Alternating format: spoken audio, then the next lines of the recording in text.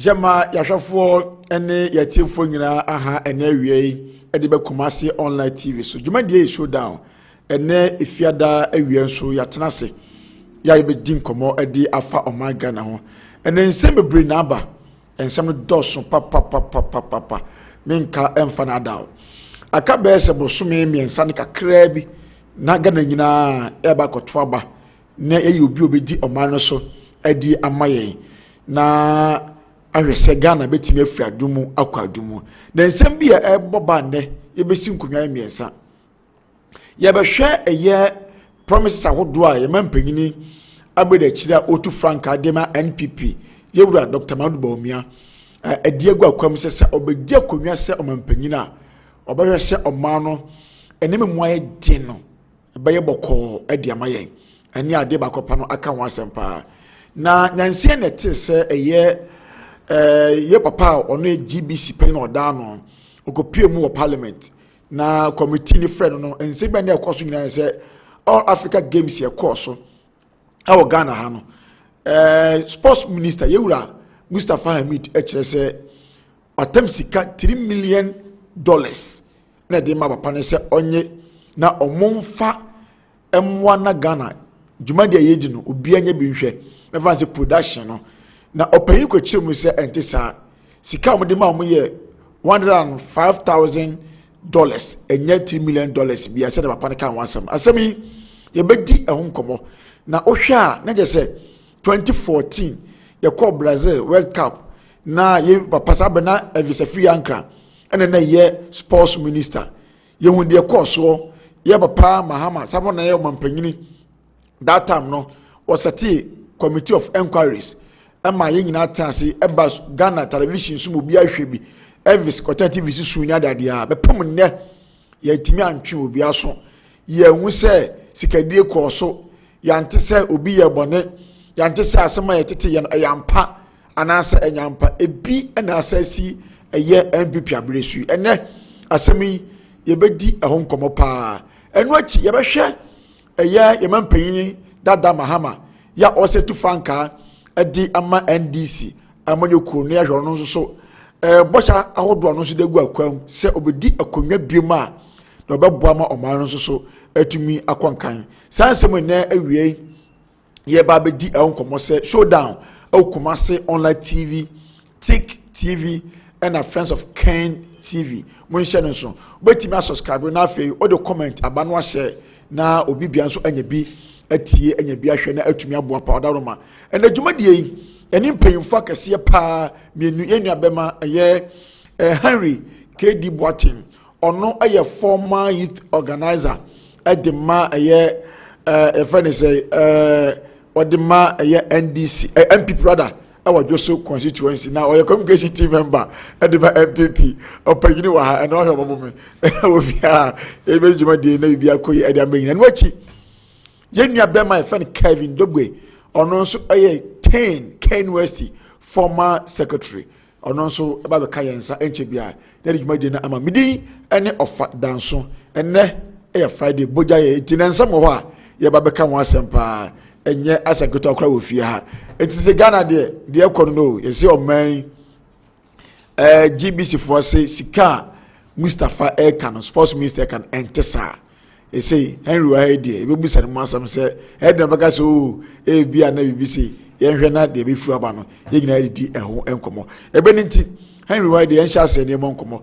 monfa nche ye se community watch no yegusu a sisi ya no a reporter so moko various constituency na komo de report mine no de aba ne se yi simpanyfo ne se e wo se e de enkrata se mi ba ansa na watimi amma komunkrata mu na omanya sa data no na mo so de amaye ne etifo so anya bi atie anya bi ahwe ntegusu a management team no eye ho adwumanti ehwen se nyame pa next week Monday ekopini fiada so no ye be di eno so nkomo na atumi aboa pa na egusu exhibition center no egusu amanfo nso kwachaki omudin nti Ghana exhibition na ye beto aba be hwe nkrata mu se odi wom anase odi nim odi no eye no ano no anase bia mfonso wom ebia memi bidin ofadanso yi ebia mekonna danso no akwa danso wa na mi picture anso na wo ho ano no basa na yisi etimi ye nsiesie ebi wo homa ne bo nti efe na exhibition no edu ko hwe odi ewo nti mesere mo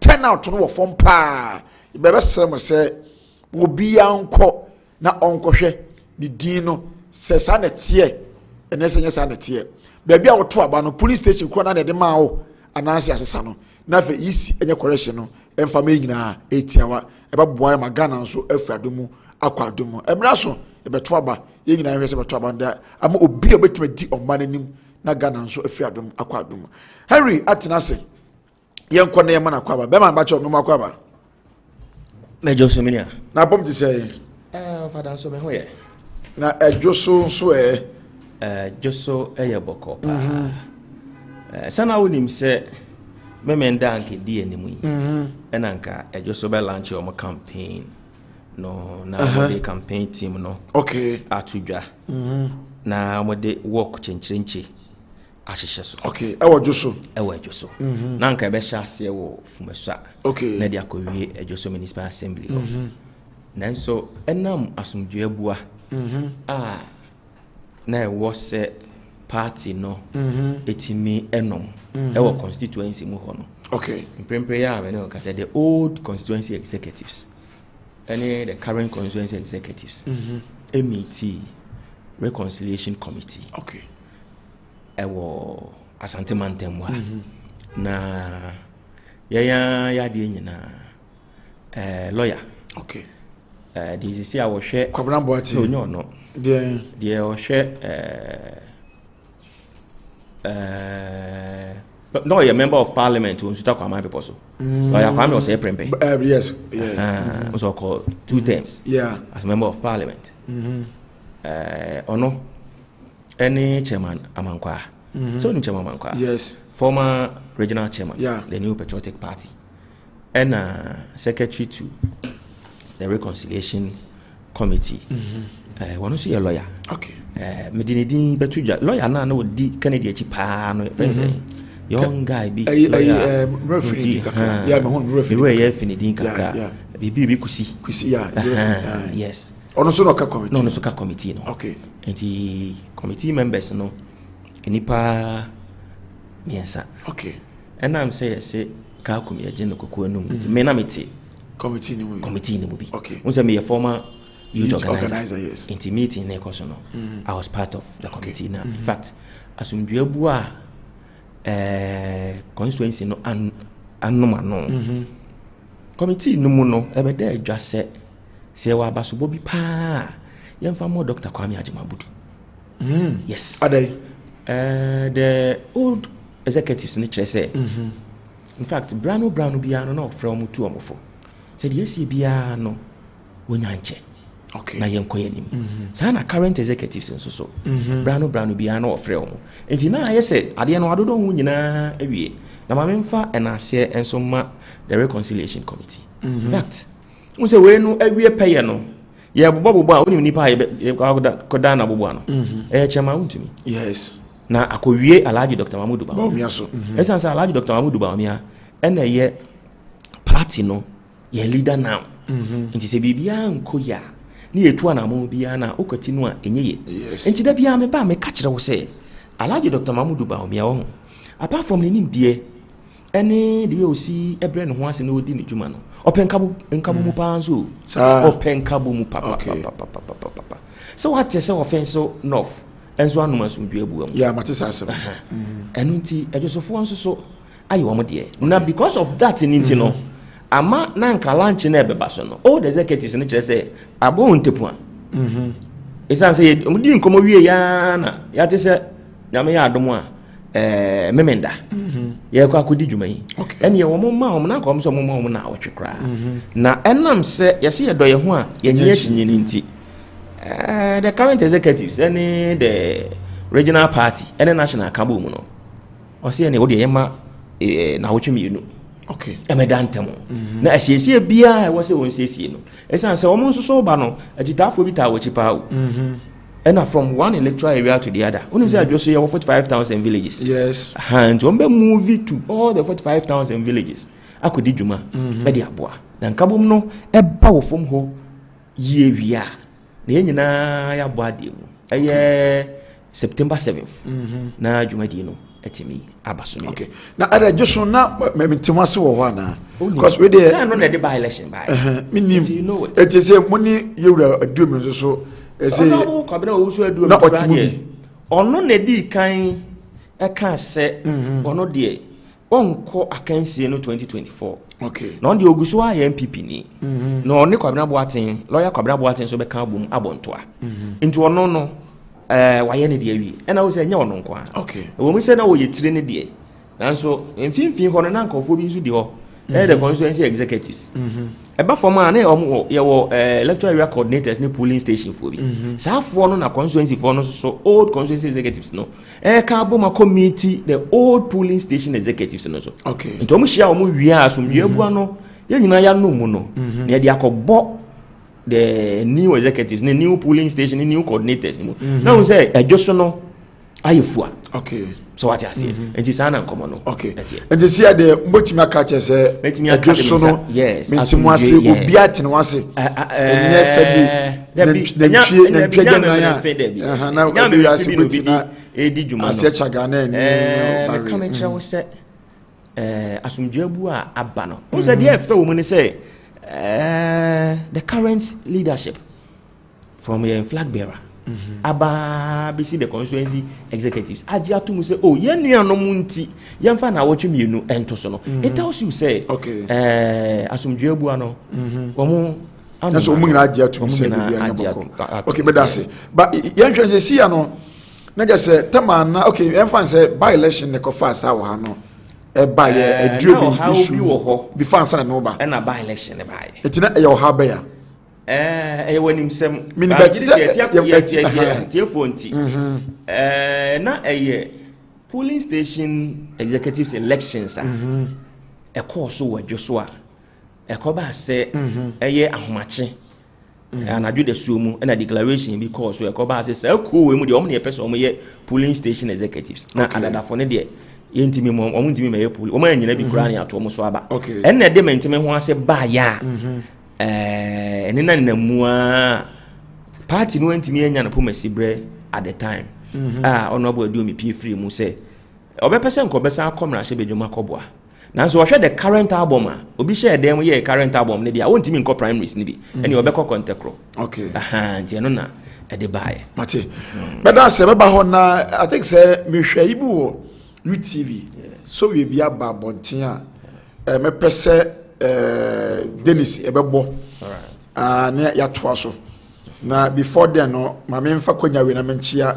eye me madamfo a wasense ntwire ni yenua ba abnadrowa ene birthday oyadwuma ashfm enti ma me abna madaroma eye wankasa obi bia wade nyina yewura Henry wose commerce online TV eye me ofa Danso ni management team nyina ye kan obi ede awoda kase pa free nyame wo de ma wate nyame ahoden kwatenten ya ahoden ni animonyam eni nimde ni nyansa ewom do be bia nyi sika never so pimra so te se abe wate ni ya do be bia kopon se bi oma wo mre da o wiase why nyame nya okase ya mo happy birthday yakopon shira pa ye nua ba ya da ase na me di picture me ma friend say Dennis now that to so ma madaroma facha me se me review kra no se kam de ma dada eti fa picture no to so ma Dennis na yan hwe nua ba no oba fefe kama hwe na nantu pa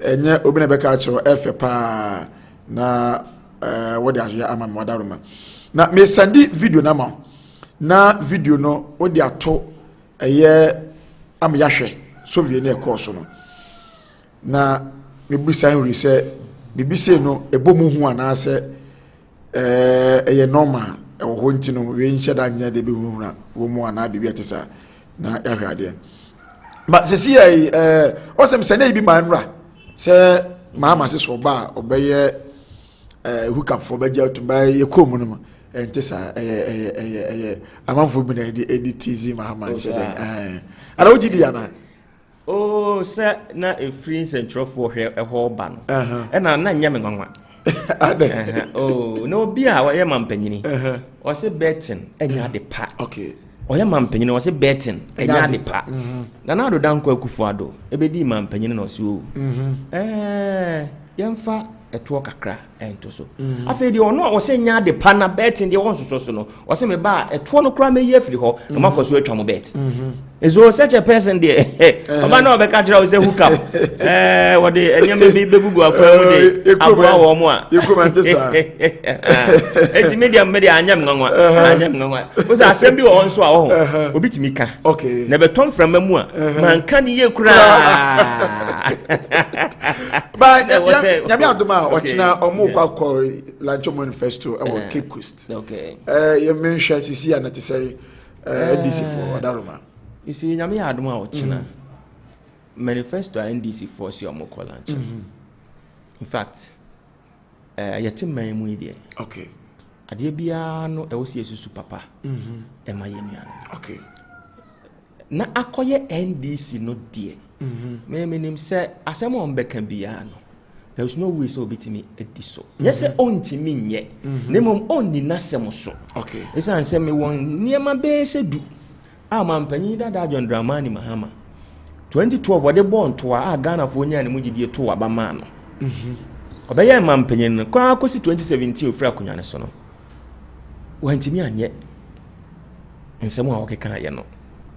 So ati azie. Hanu nti ama me gidie pa mi benya wonimu se obetimi aye no unlike Nanado Danko Akufuado a ni Alhaji Dr. Mahmoud Baomi a omo promise say Nanado Charles was free SHS and you could see say clearly oba ye no free SHS or rolling out ema mpo ye party fo ni bi kan say oh na time no say there be I'm in a hurry esa say manfa ma sa 2018 ya ye omo fra be 100,000 a omo ntimi nkosuko mabrabo no ebe say kwa enti ho hariso okay or the buyer na do Danko Akufuado e ka say one district one factory emprempre ya me no ka say e betimi abo factories bebre enra menam tech e confi juice na obi so ohun bi da but e confi juice na ka kese na my distribution juice no em say ne bo no pack ni nyina me bisa ye no say 106 Ghana cedis 160 Ghana cedis okay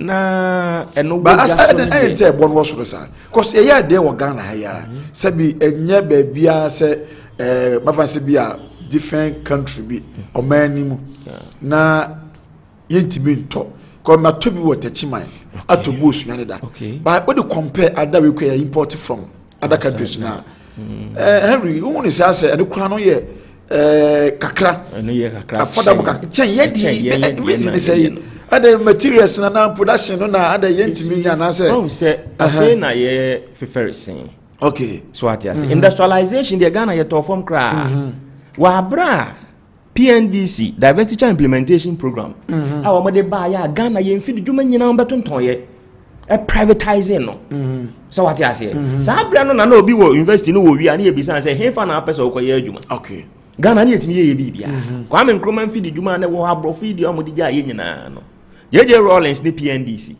mo ye ozo mo NDC free munti okay ye sampling for no e betonton ye mfi djuma no e privatize ye bibi me ma won yere no ne won ma eni ade so what you say enti ye to form industrialization afa na ye fefere sin ba say enti America san say mo amo ye econs kakra no media me science student enti econs no ma anya bi yes say demand was ra price was yes and afa so ye say ade no enidwa so bebre a ne bo no so wosoro se enidwa so bebre a ne bo wosoro e de na aba yentimi nyan bebre mo bi ento ana se me fa se bia materials na de be ye sa juice no na yenya na se de ba de se afa na ye sha the pineapple abrobo no mo de on the other fruits on mixed fruits ni ade na so many varieties but yet say bre bi bedru so what you say bre bi bedru a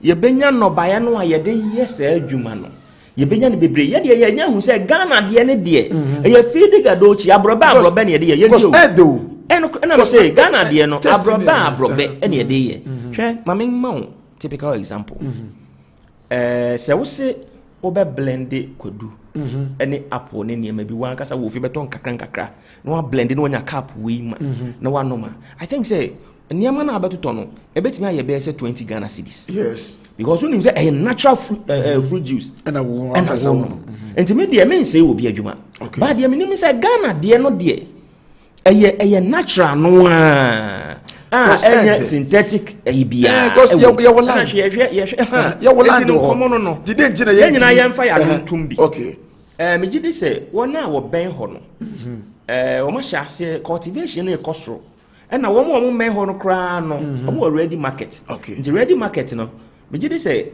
sanfi de dwuma ni here expansion ebra ye be expanding no to the team say ye betimi aye dodo pa no ne bo no ebetimi because on say to say oye ekura e mafanse bi at times okwakoye painting bi kura na e so ye ba kwa ne bo ba oye bebra e bo no quantity na ye no so be dey nti na ma quantity ne no so quantity ne no so bebre sa ne say raw materials na ye dey ye no raw materials na ye dey ye no and na wo share the capacity of the factory and root say the bia obi nso wo ne ma wo say obi wo juice factory wo share capacity na quantity a wotimi ye no e bia bro Ghana de so be se wo ha anasa apem enti say ni pakro no ye kakra bi o ye bebre a no de kakra bi to so a the person is good to go but then I'm saying na Ghana ye share de no asinti mind you sa fruit juice na wo ka ho asem no e bia the 50 years our market okay yeah so what I say e bi mo operate here 50 years records will tell you say omo shase no na the board pa eno kra sa brand kra na bi ntimi ma Ghana ne ato omo shase no omo man so kra na nso to yes but enko for patronize ya omo bi o makwaba mu production cost no e ho na wo hu say omo product no ne bo no e kofom so me advocate say yem patronize because you were agric minister or you were trade minister or yes and into me no en combine na omo hwe structure betimi dia ton because omo guso I was say timi be co international omo guso say eco international eco but na ekwan say kumas kra hu bi ena make us no many try bi so no me tai hu bi there was besa afini me call confanochi in fact yes ko for emergency ase ho sa we bi e wo ho a motonton drinks ni ade no me konya bi to eno de obekọ sa fridge ni wona bi nko anegum e confuse juice no nko anegum say eno na me kai say I say ya yaresabia I say it assume say e bia omo da ha no ene a doctor for no ene no enti say obekọ na eno nko anegu fridge mu wo ho de a ene na chese bibi papa bi e wa confuse because on say o hwe confuse juice na wa yes o hwa onoma say eye abrobe na o ti abrobe no na enye light yes so as a tick emodu umme yes and ye wo I think amango de o omon varieties be brave but unya ye fruit no yanka se dwe ya no kire wo say ade bia so papa ne bo wo soro but wo say ya dia o say ye import to ade no free can to be the bag na ho and ya do dey tell my price ne kosoro nya se boapaye no mama price ne kosoro na omo hwe the cost involved in producing saane manua ni kwan se e kan so eba okay eso omo ye no mo ye ni san se adwuma for wa etua wo muka mfidie live bill bibia so ba na se o se ya ban ne dia ya ban dia ana se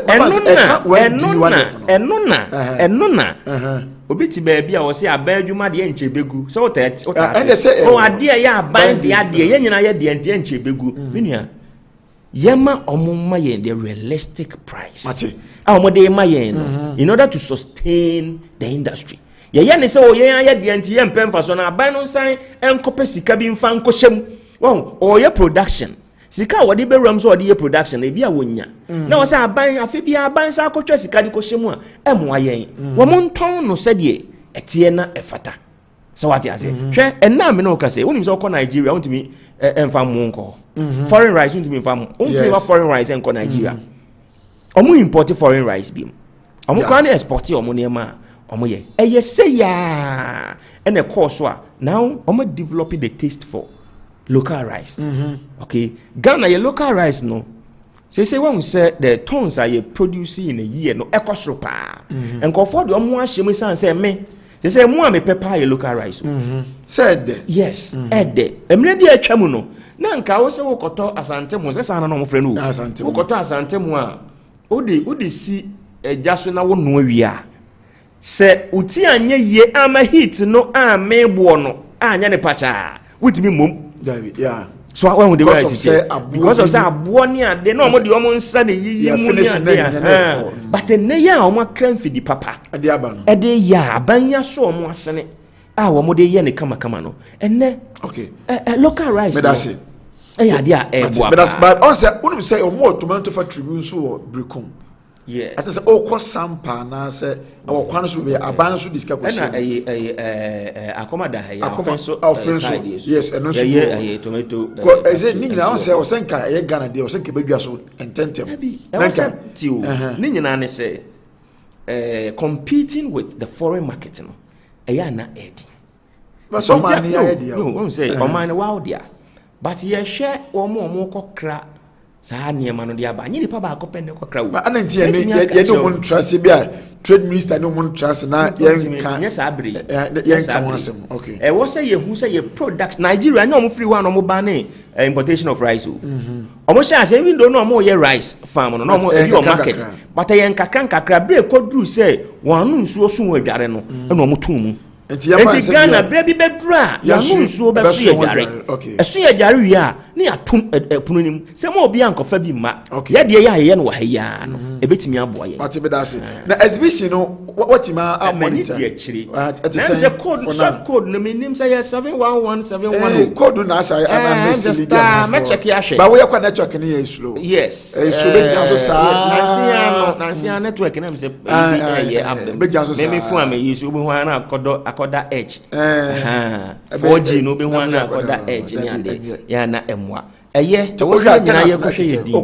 but so when him say exhibition no history show say nipa ntan fa ni serious yes nipa eye na say the start na say ache da obe kono mo ti o sa exhibition so obi kwhwe ni din there be onko eno na ye say problem ba you have to solve the problem ebia ne say waka say what try say wo de abefo ententan fidie so ana say wo de fidie badwemma yi eye wo phone e dey try say wo betimi ahye wudin no ebia ne say wo dey try yi you make what you say yes.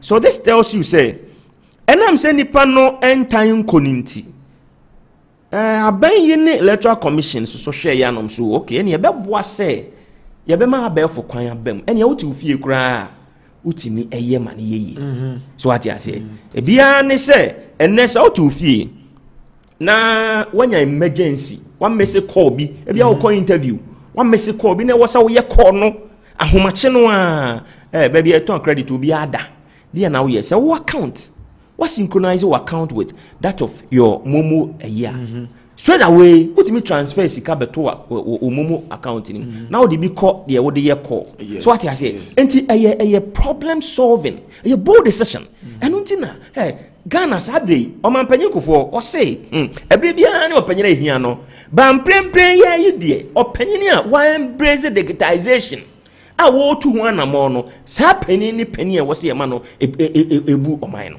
so what you say omanpanyi da kofo na kan omanpanyi da kofo na kan obo ya bo Alhaji Dr. Mahmoud Ba omiadi kofo straight up Samo yes okanda be bra na ye manifesto launch omko interview no that's what he said ba se wanko bi na me say omko interview no so what you say omko interview man kasa grounds wo omko interview no say bra bia ni kandini ahia no na Alhaji Dr. Mahmoud Ba omiadi e wayi no you see the ekoso wa ma no ne uhia omampanyi a na dwene wo dwene konkan a the ekoso wa ma no ne no obetimi di bia ba Ghana na oye equal to the tax onene omampanyi ni abedi akire asisi a wo tu franka ama a new patriotic party Alhaji Dr. Mahmoud Ba omia to omampanyi kofo kan ya bo na ba so ka kire Ghana fo se obesre se ye hia obia sabri ne ho alaji Dr. Mamudu Bawumia di hia no wono nti na ma wote wodam mu a wotimi twe ebi kura na obi ho kyere no ahomache wodofo yare ahomache wo ba yare wo koi bi kura no a sika wode kofa ka kwa na se sika wode tisi amonte so no kura no na e den ma nti die na abeye wotimi twe sika no from account e de gugu bank account mu e gugu momo wallet so na ade adi dwuma ama na boa wo emprempre ya he opa me yanka so obi hia moja fie he ya yanka so obi hia moja ni emfrem mpenem e asante drone e de moja e be bre osisi a won say na nka de enim say moja ni nuro na e de ko but emu ye den a drobon so for ko bi si e ko ba se nsuo na yiri nipa nkọ nipa mma eye drone no a Alhaji Dr. Mamudu Bawumia de ba ya NDC former organizer den say ye de be hwehwe ma ho ma adware a enam so ye be hwehwe ma ho na atwa picture nti Ghana for ma ye nyintum kura ye montum no say drone no e na de questions no call ye e koma school for no e be hwehwe ma ho da be hwehwe ma ho Henry oh onte ye say ma ka ide onte wo Dabi ane wache. Okay. Ma story ni ma. And this women organizer, she said that. Osi ya de be ma hu nti mo bi ma Ghana for embrace the drone no. Ba abeboa nti o de medase. Dennis, why ready am mo sa video ma sene ma no hwade. Na yentie so wi na abroche for ne ye. We ya abroche mo ba Ghana. Okay. Na me ba cho o ye ready ma signal na afi ya hwenya ho djuma.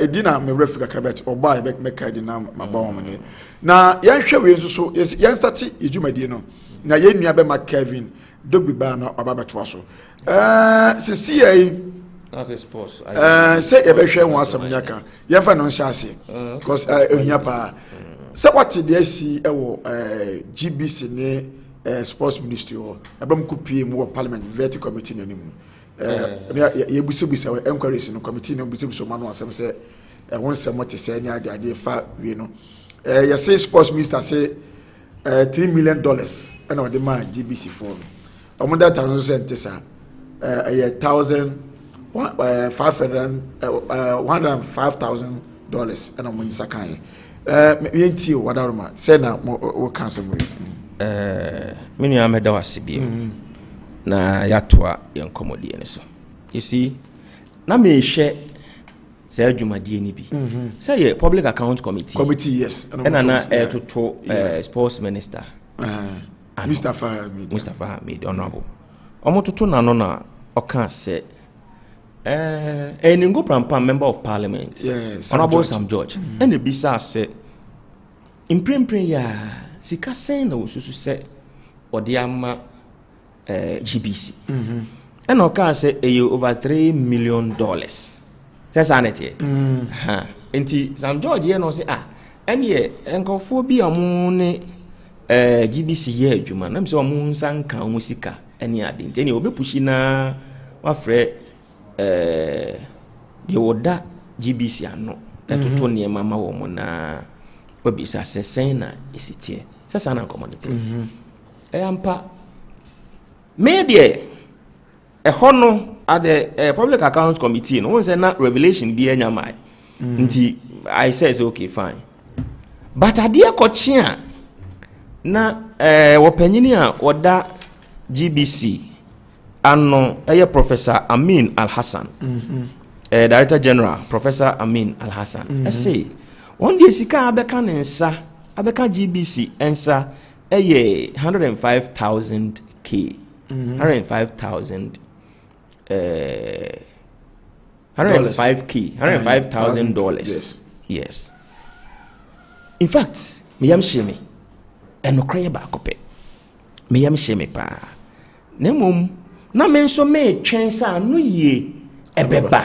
esanse sports minister say mama to the tune of this over $3 million and director general so say omodie $105,000 na wonsaka enchiremu kakraba aba anything enchiremu aba ne say ohwe Ghana Web or say the 3.6 million all African Games saga see GBC's request for approval of contracts and invoices. I'm fancy what for. I say, made it set where, we're betting you. This say a team by ya.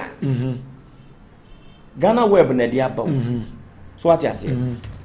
Or say, yen share GBC requester for approval of the contracts and invoices. Invoices are not count. Enina. Enye MPP na eka. Enye ministry na eka. Ena enye GBC for na eka say. On eka sa. Eye Ghana Web. Ghana Web ankasa mo ankasa central for. Ena mo se mo de moni akohu, mo de moni adi akira na niam mo hu nie yenkom kakra. Me gidi se beboa tie for san say Ghana sika de. Say one city kra fa won search you can say waso ja na won search. E wo se wo fiba. Okay. Say one city mpo a e wo se wo de ba. Ye gina Ghana mra so ne ye gie. I say more details are emerging on the amount. Tie. I say through the Ministry of Youth and Sports.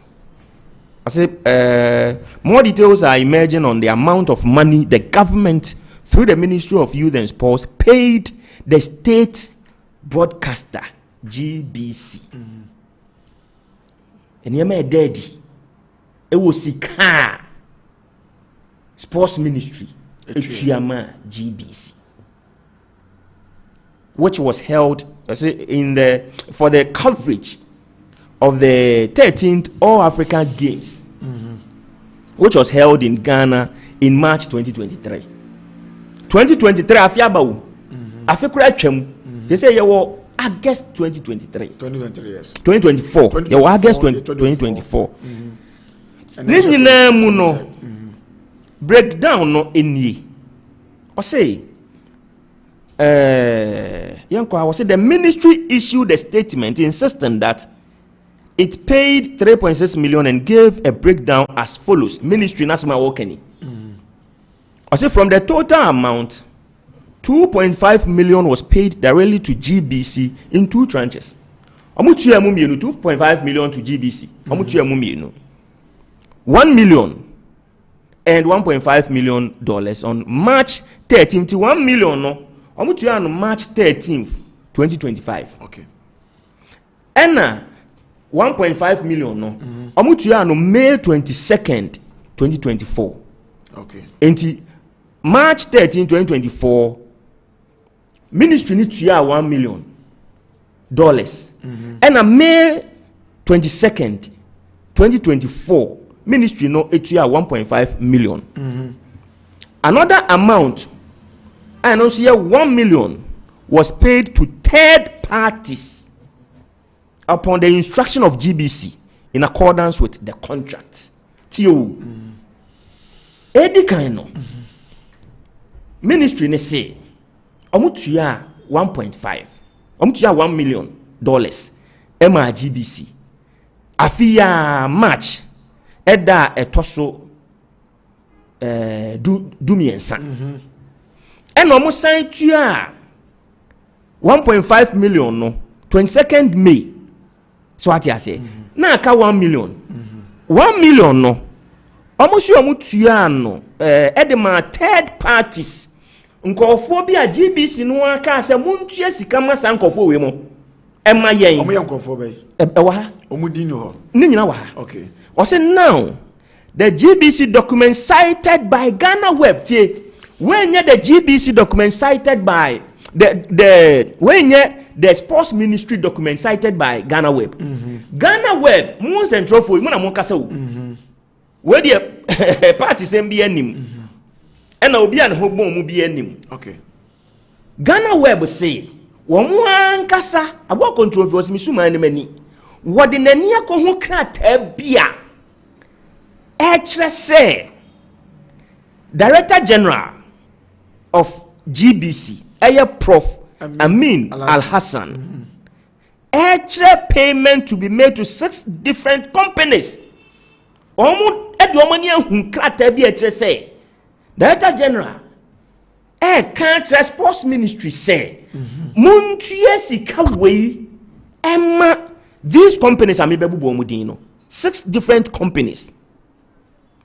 1 PSG, 2 Quality Media Production SL, 3 The Production Room TPR, 4 Silicon Productions, the GBC 24-hour African channel into bracket support, and Positive Communication. These are the 6 groups are anase edumaku anase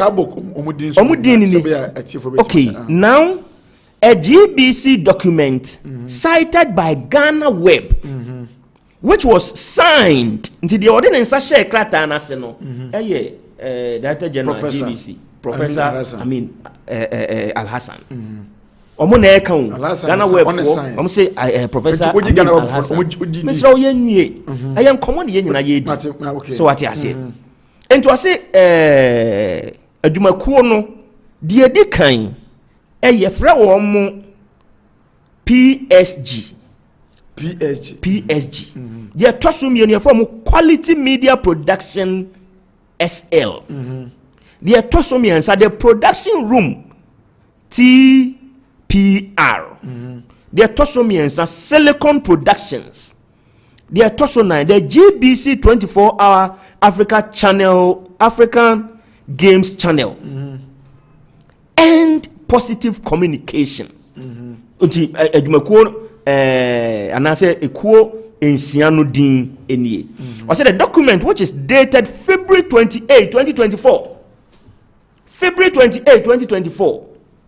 And a document no data na ewoso no was a request from GBC to Ministry of Sports for the approval of contracts and invoices to the entities mentioned above. And sports ministry it showed that PSG was to be paid 2,560,534 euros to be paid. Was an invoice. So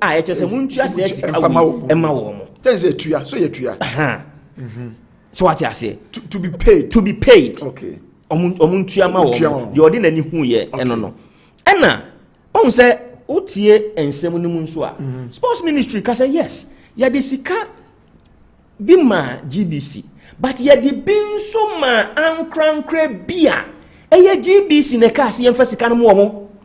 What would the way is koso. And a Ghana Web the document chere say omo society document bi chere say no kre GBC I can say sports ministry emfa sika bi mankofo bi.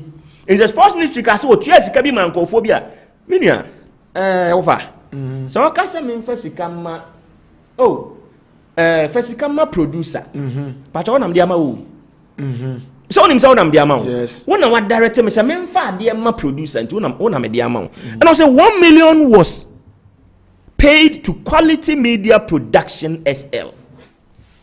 1 million there tuya ama Quality Media Production SL. And the production room was to be paid 500,000 euros.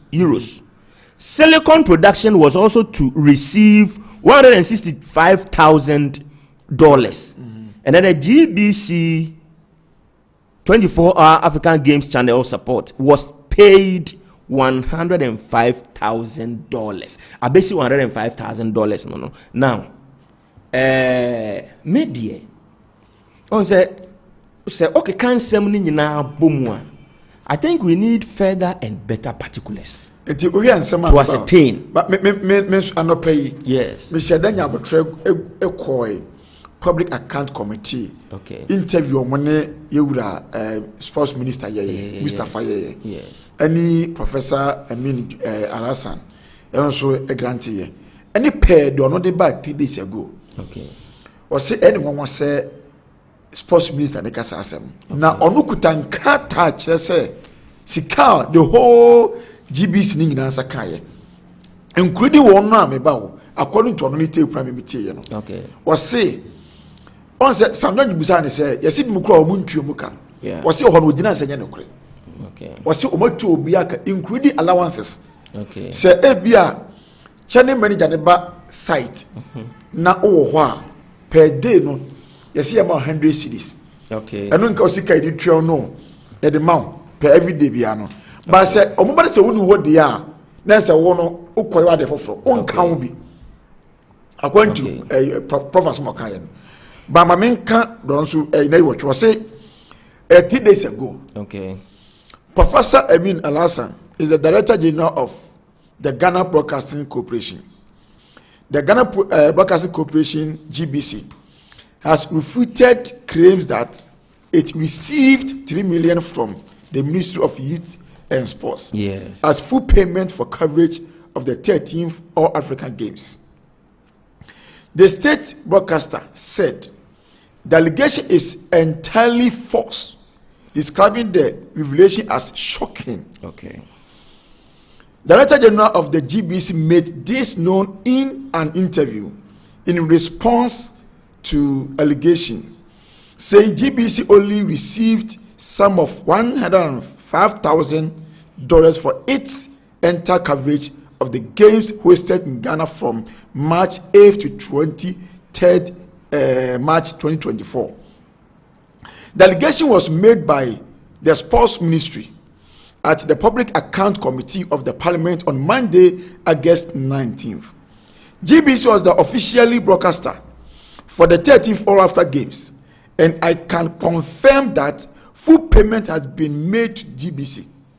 I can't remember the exact amount, but I know that it is in the excess of $3 million. The Minister for Youth and Sports, Mustafa Yusuf, told Parliament. Okay. But Professor Amin Alhassan said nothing more than $105,000 was paid as a benefit to the GBC for dedicating its channel. I think yesterday I was one of those who was shocked to learn that the Minister of Youth and Sports said that they had paid GBC in the excess of $3 million. And I want to assure every Ghanaian and the public that the GBC's total benefit from the African Games was $105,000 as dollars equivalent. Nothing more was paid as benefit to GBC. And that payment was a support for the fact that we dedicated an entire channel 24 hours. We suspended normal programming for the GTV Sports Plus and dedicated it to the All Africa Games and for our role as the official broadcaster. That is what the GBC was paid, and not an excess of $3 million, he responded. Prof. Alhassan further explained that the amount was used to offset the corporation opportunity cost. Lastly, when you suspend a channel's normal programming, there's an opportunity cost. So it's used to offset the cost of the channel not doing regular programming. So there is a loss of businesses. So it's important to point out what when you take an entire channel 24 hours for 2 weeks, it comes at a cost. And that was what the money was for. So it was for our revenue, $105,000 and not excess of $3 million. And why also at the buy? Yes, 2 days ago. And I make a choice. So shall yeah, asema Ghana Web Eka. Show document omoka ho asem ni. And you will see the was signing. Document in any way you. My document. Aha. But you see, no, Director General say, Entino, Sika almost so Saka. And I wish Ghana Web was stating it clearly say, Sika, a call GBC 24, GBC 24, for a year, $105,000. They said, yeah, a Director General, pay. But you see, say Ocean Sports Ministry at the Omedeba Mountains. So I'm say, and confirm mobile bed, say, or mobile games no no mo doso ebi mu kra to the tune of 6 million and omo ka so mbeje but omo hwese yesi yem patronizing made in Ghana goods na wo se made in Ghana na se Ghana nyuma so kosoro no na GBC beka say they can use 3.6 million to do the same thing no omo the contract no e ma GBC. Okay, that is it. The contract no ma GBC no quote 3.6. Any abrebe on the contract because 1 month to the All African Games because GBC Director General Ekan say 1 month. Was 1 month to yes. The games no. Ena omonsa can contract and then they saw say infidie ni me tie na say yes. I think say before so they we ni come out woman. Ebeka 2 weeks. Okay. And now omo no transfer of table. Yeah. Esinkonwa. Yeah. E finance bibia. Yeah. Ya odi invoice bibia ne send me put as me say ko ni bibia de ma wo. And ha. Me no me no can say pepe. But me no can the same thing. No, but me yes, me gidi. But me doubt to ni we na if Ghana for the aban. No. On say you wo me ba. Me nyina we say no so me media man. And na ye media no I got a competition and in a year. Okay. At times, no member wa. Any information be I did be ya Chris. And they say GBC to say in media. I know, but GBC no yensha on my any GBC, but yensha so mine. Yes. 2014, the same thing happened in Brazil. Yeah. And the tip committee of inquiries. Yes. And my sika mu di yane. Ti omono no mo yani obeta TV so sa akra ne maami akwa ofumaja na ya mfra nya obia e ma ne humu ngira so anko se hwe the same thing na se boba enti yenyi say the same thing na ho me dia me no mi no yemboro Dr. Baumia West you and I were not there. Okay. Yemi no ni now akoye we aka we nso aka me dia me kanyana ne say so what's your document we are? It is signed by Professor Amin Al-Hassan and Ghana Web publishing. So to refute this, say no crazy. Maybe would it you say inferior makachino. I was say Director General of GBC Bamonte. So no beka say Sadiana Ghana Web publishing. Me the more court because no cray. Yen no cray my home. What especially signature no. Wo ho no say ofo say nya ne signature na nkofo bi na akɔhye kuntuna se akɔsan bibi wo ho dia ene onfa Ghana Web nkokot esa say document we America Ghana Web wanfa nkɔhye ba bia wo publish it is online a public document it wo signature be hye krata bi ase na for say one sign bibi adia then I think say you have to take some media you have to take them on say when timi anya then it say and some no data Ghana Web e de buy ye 1 2 but you date on the buy because today sounds very responding to it you fan compare has say they all printing no and capture date no but I think say omo chere say omo ensa kan kratawi na data to them Professor Amin Al-Hassan Troye February 28 2024 sa we o document we any February 28 2024 okay and almost say Professor Troye so what I say Otroma sports ministry say omundi sa adwuma we ema omo yen come director they no say following the appointment of GBC as the official broadcaster yes on say make us a sports minister can say GBC can na form 3.6 million as compared to 6 million others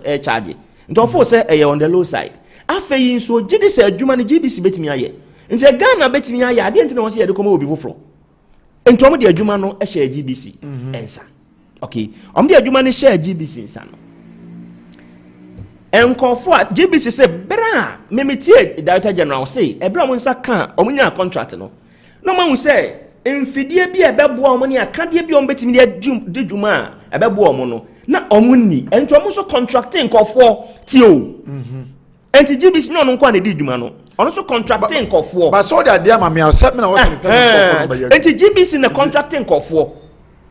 You see, GBC contracting nkɔfoɔ say we mo bɛka yɛ ho no matimi ayɛ adwuma no sɛ de yɛsɛ na ɛfata.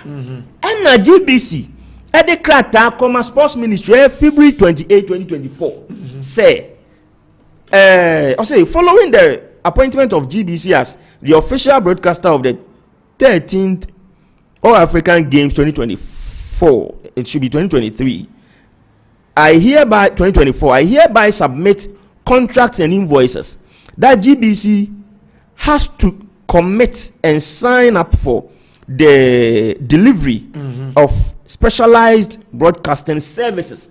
So what I say, GBC so the Command Sports Ministry say, "Sir, enkofu we mu ne enkofu a yen so ye fa wo mo no matimi abeka yadwuma no hone ayama na yeye." I say the list of services provided and the corresponding contract sums are as follows. Enkofu a ye fa wo mo ne sika wo mo so ka so mo beje yen enie PSG Quality Media Productions SL, the Production Room TPR, Silicon Productions, GBC 24-hour African Games Channel, and then Positive Communication. And this card, the amibobo you know, and no show biano. No see, GBC requires the approval of the ministry in order to commit. It is the expectation of GBC that the Ministry of the Youth and Sports will provide the funds to pay for these invoices. It is our invoices here, they are bay. A ministry na said yes say omo ebetua. And a ministry no, and your ministry no can account. Ghana Web ne say was cited document just say GBC NSA Sports Ministry tuya says ikawenum Emma ekuo wemo. I hope you are getting the conversation well. To the extent say, person mo kire say sa enkofukuo ensien ebi mu wo hwa sika no Sports Ministry etua ma omo direct. So what I say? So say $1 million was paid directly to enkofuo bi omo boa ye adwuma no.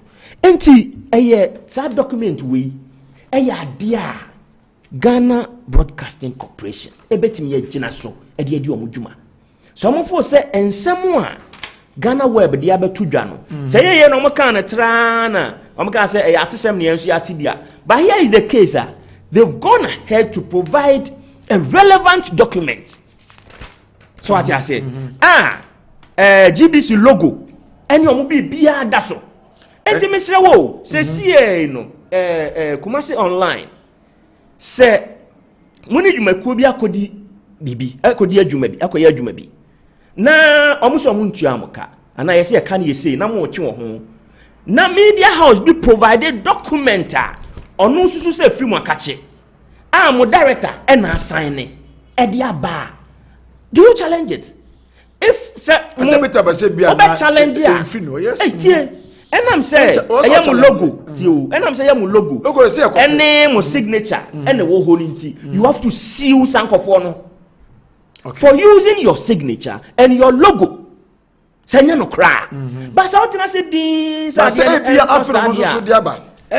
fine. And what I make us say,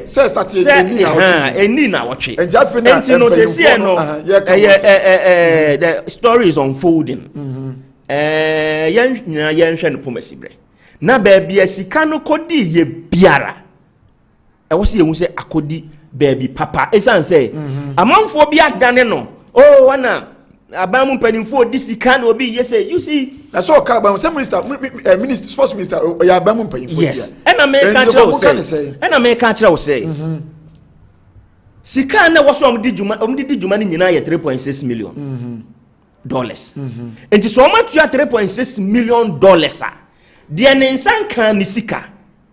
Ebetimia Bamonte so because a media mensan can misika. And so $3.6 million na almost say omotuano. Me here misika. But Argentina sports ministry so pay committee nenum. Yes. One chim say when this can ma weni. we na demand by M1 say that or sip or their man or Jessica demand GBC $3 million. You see, and I make a choice say me I am not here to defend Ibiadia Enye. But Emra I work Ghana. I say you uphold the Emra. Say me my contract. Now direct me say me si come any pass me say me this kana ma.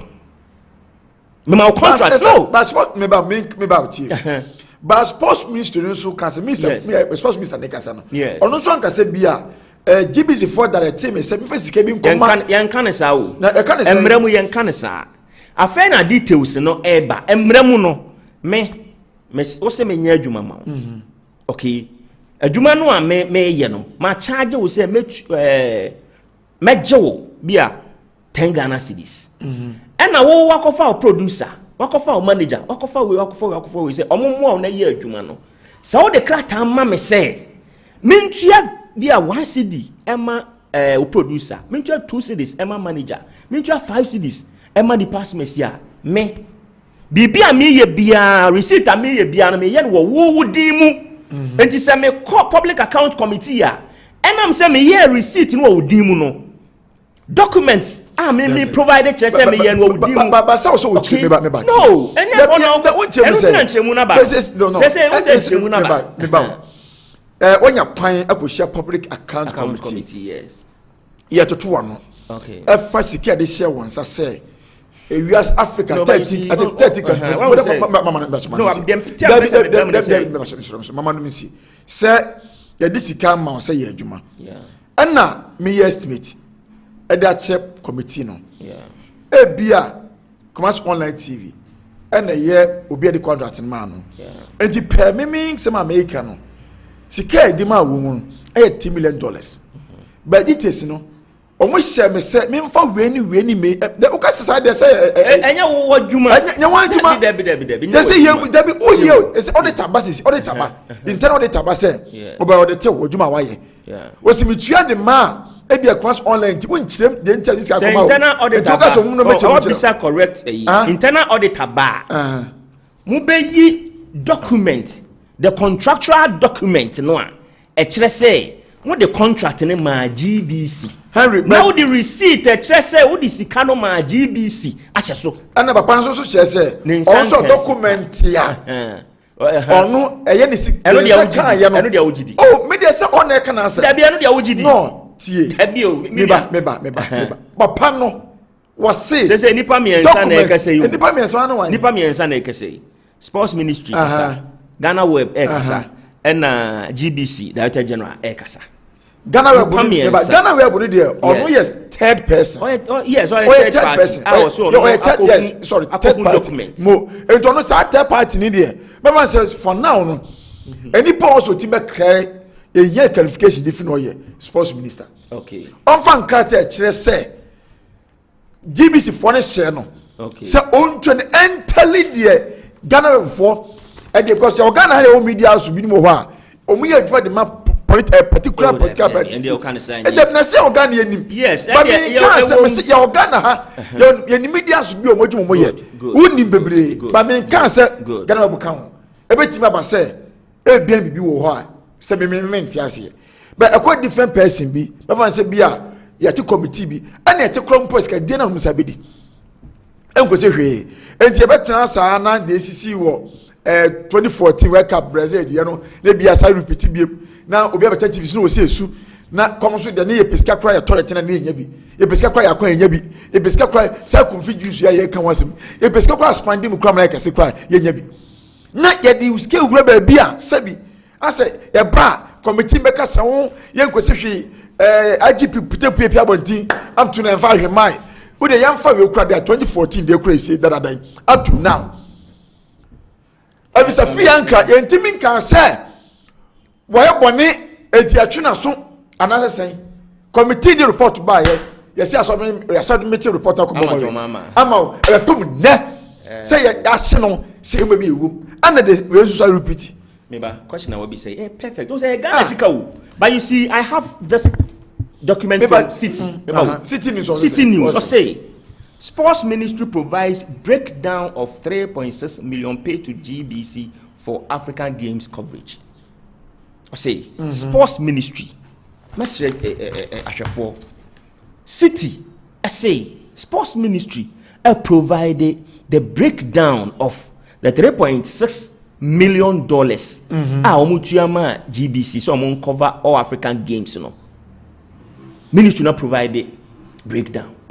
But what I say, so as I'm now working you are a journalist, okay? You work for a media house, City, and so a media house. I'm also say ministry no provided breakdown. Okay, dear me no nyina was say ye looking out for, and they say they okay, you know, enka ministry no sign for the actual receipts and then the documents covering the payment. Yes. Okay. And Osha document in him there was a call GBC 24 the same amount $105,000. Osha winner. Well, I say someone who dance anywhere you try the dance you. Document Ghana were provided almost to say a free GBC a catching. Sikane was a call GBC 24 or $105,000 US dollars. Do you challenge that? Do you challenge that? So one challenge and I'll challenge it. No, me say document a year can once a document ya can once a week. The aquarium say, I made a measurement as I didn't think a say GBC data general. Say a say na dinati. Because 105,000 now or see a bed in honor. Almost okay. A DNT, yeah. Sabe tuya the amount. Sabe uni ni je anase bia miscommunication. No, our dear say sika GBC anka sansa kan ye. Bedwumaku nim. Anase onti the no the communication no. I say papa no on intro. Director General GBC, Professor Amin Al-Hassan. On intro, or say, Sika GBC in Sakaye, $105,000. And a what documenter Ghana Web providing says, Sika was a GBC 24. 105,000. Now what did this 105,000 I could do GBC 24 ho. I then I wouldn't need Sika could do PSG ho. I then a Sika quality media production SL and Saka dear also any no crane. But to please see joy online I was say presidential aspirant fast RTI. Okay. Right information be request to GBC boss sports ministry for info on Africa Games. Good. Sabe a best simple. Presidential aspirant. Me from me details. Samuel appear Dankwa. Okay. And he was 17 or 19 na afile. I someone for so. Some appear Dankwa. I think say yes. Someone appear Dankwa has filed a right to information being RTI request to the Youth and Sports Minister and Director General of the State Broadcaster. Perfect. Ghana Broadcasting Corporation GBC to provide information related to the payment for the Africa Games hosted by Ghana. Perfect. This comes after headline. Yes. And he said, "Maybe tena fidie so. Na me catch us fighting against corruption. Ya banyi, ya banya. We determined so be to corruption asia. Until Nanado Danko Kufuado, eba be mampenyin no. Sanse we count him in trunk for say. Waka be one say. Oh, na me catch one say you say mo fa bibia. That be mesro. You Danko no open di be no so. Me say. Until say Nanado Danko Kufuado be mampenyin. Na Alhaji Dr. Mamudu Bamia beye mampanyini abedi akire no na ye ne mra bia akire se public officer bi edi ne dwuma wo betimi atro akoma no se ne dwuma di a wo die no emu nkrata asɛm ne bibia wɔmfa no to dwa mekyerɛ the right to information bill na say ye act no so what I say ɛno ntina meka si so say emra wei ma Ghana fo de wo obia kache adwuma oyɛ enti sɛ nanado otimi ma ye de mra wei aba then it tells you say he is determined to fight corruption. So what I say, if any, and our brother party and so. Oh, I said, I saw one and our brother party. Say, so because say, or the meet you.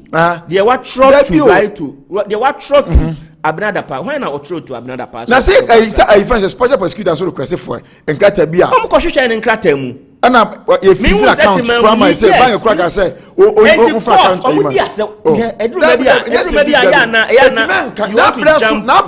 That mean jumping. But now bless sooner. You see, you got or don't Nemuma, you take 40 million to the Marco Brand by Bessia.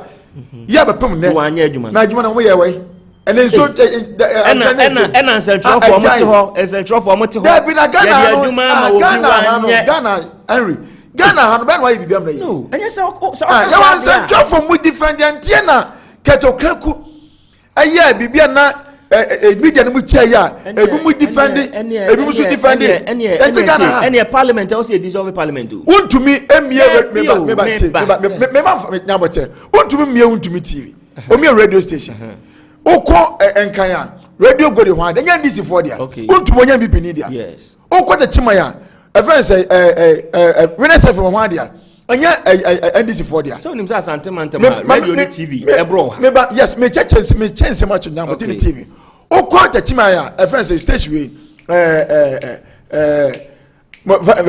deputy finance, I think, finance minister, and so on.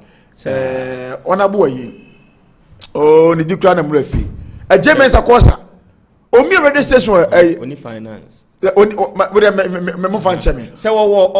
radio station. Me back. Nyabude tie me. Okosunania.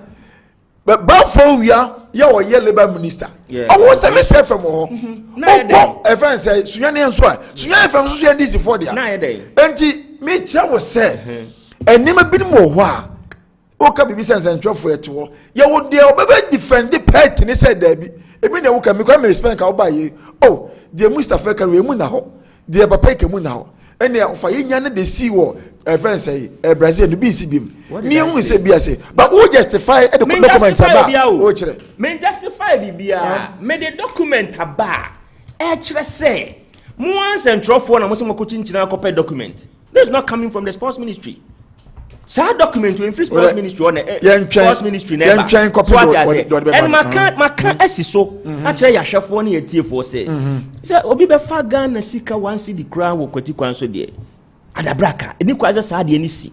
Enti document ya abai. Me kra nka menya enka Director General of Ghana Broadcasting Corporation. Enka won siu Ghana Web. Say document we free me ho. So what I say. Enti say we enti ni siu Ghana Web. Na the okeka nyina no kire say Ghana Broadcasting Corporation through the Director General ka say omonfa sika ne bi ma ekuo wei fa bi ma ekuo wei dia ene yen pre enhwehwe said yo obi atro a request say document be related to sa all African games no emra ne yempense mu ni sikasem ne bibia no omofa document receipt invoices bibia me to dwa no I think that is the right way to go. So what you say sana maka no but said obi beka say oh sports minister akofa sika bi wakodi sika bi ni ade no it is neither here nor there obi beka say odisika enkofo ekeka say bia na oka say de we ko sun so afi ankra won hebi me shebi na ka say osun me say ona wo de ba you say nyam na me de ba ba me ka say osun ye so say obviously free ankra e ko sun ye osun ye we osun 2014 yi wansun e wo o man panyin dada mahama osun ye TV so na TV na and a free ankra wept osun ye but no o say o de two way ho but when there contract in it say we are going to spend this amount. So if 3.6 is spent, every issue no more a than we kakra. Okay. But maybe just any question be says CBM. And a being says, Nanya be bay. That be. And so the mammy. And the place Kabu Brazil country. Until say, you been a puma sibre. 3.6. If the ministry pays 3.6, I want to mra. Okay. A contract at GBC forecast said, and no bet him in among games, you know. Kevin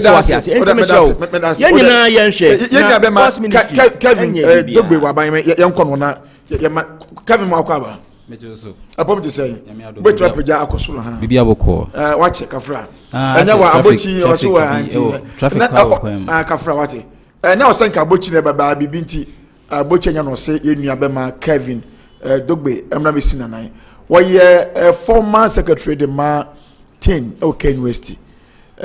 Obesina na na yahwe tete mfo ni so mugu hopa na se mo de na gu na se o test conform e wo hopa na se mo mu kokko mo mu nto aba ni na so mo test con egu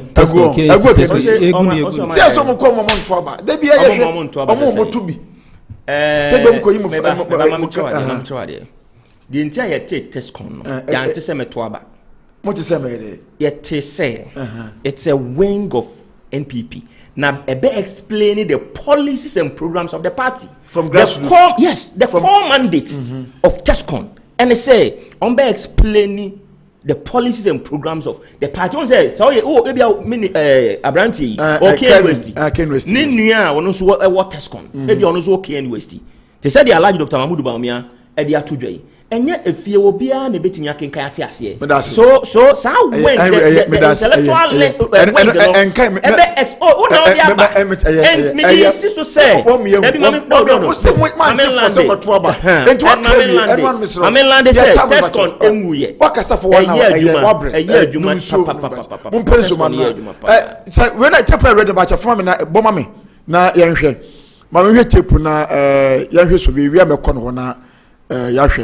okay, bomba me na yenti asema enye mbacho prepare ma me so ma wonya ha me se wadaroma ma me emra ho na yenhwe se what dey see wo public account committee anim sports ministry ne GBC for there no e won komo na yedi mbacho ba menti o why late ba mama sima no edu why okay edi kan metia witiefo ne Ghana fo nyina omo hwe na inchia edi so enkomatenfo omo jimi di first year omo mame akonya se memeso mo as secretary na unya ka ni bi se mamoka Wanfama. Ye no yentesa ye no ye bibia finchim yentesa ye the ka problem ma bu o kenos na muri du dabi yentesa no anya no start am no classes na classes na wo share years na anya no cre bibia sensi 12 na one class na mo GHS no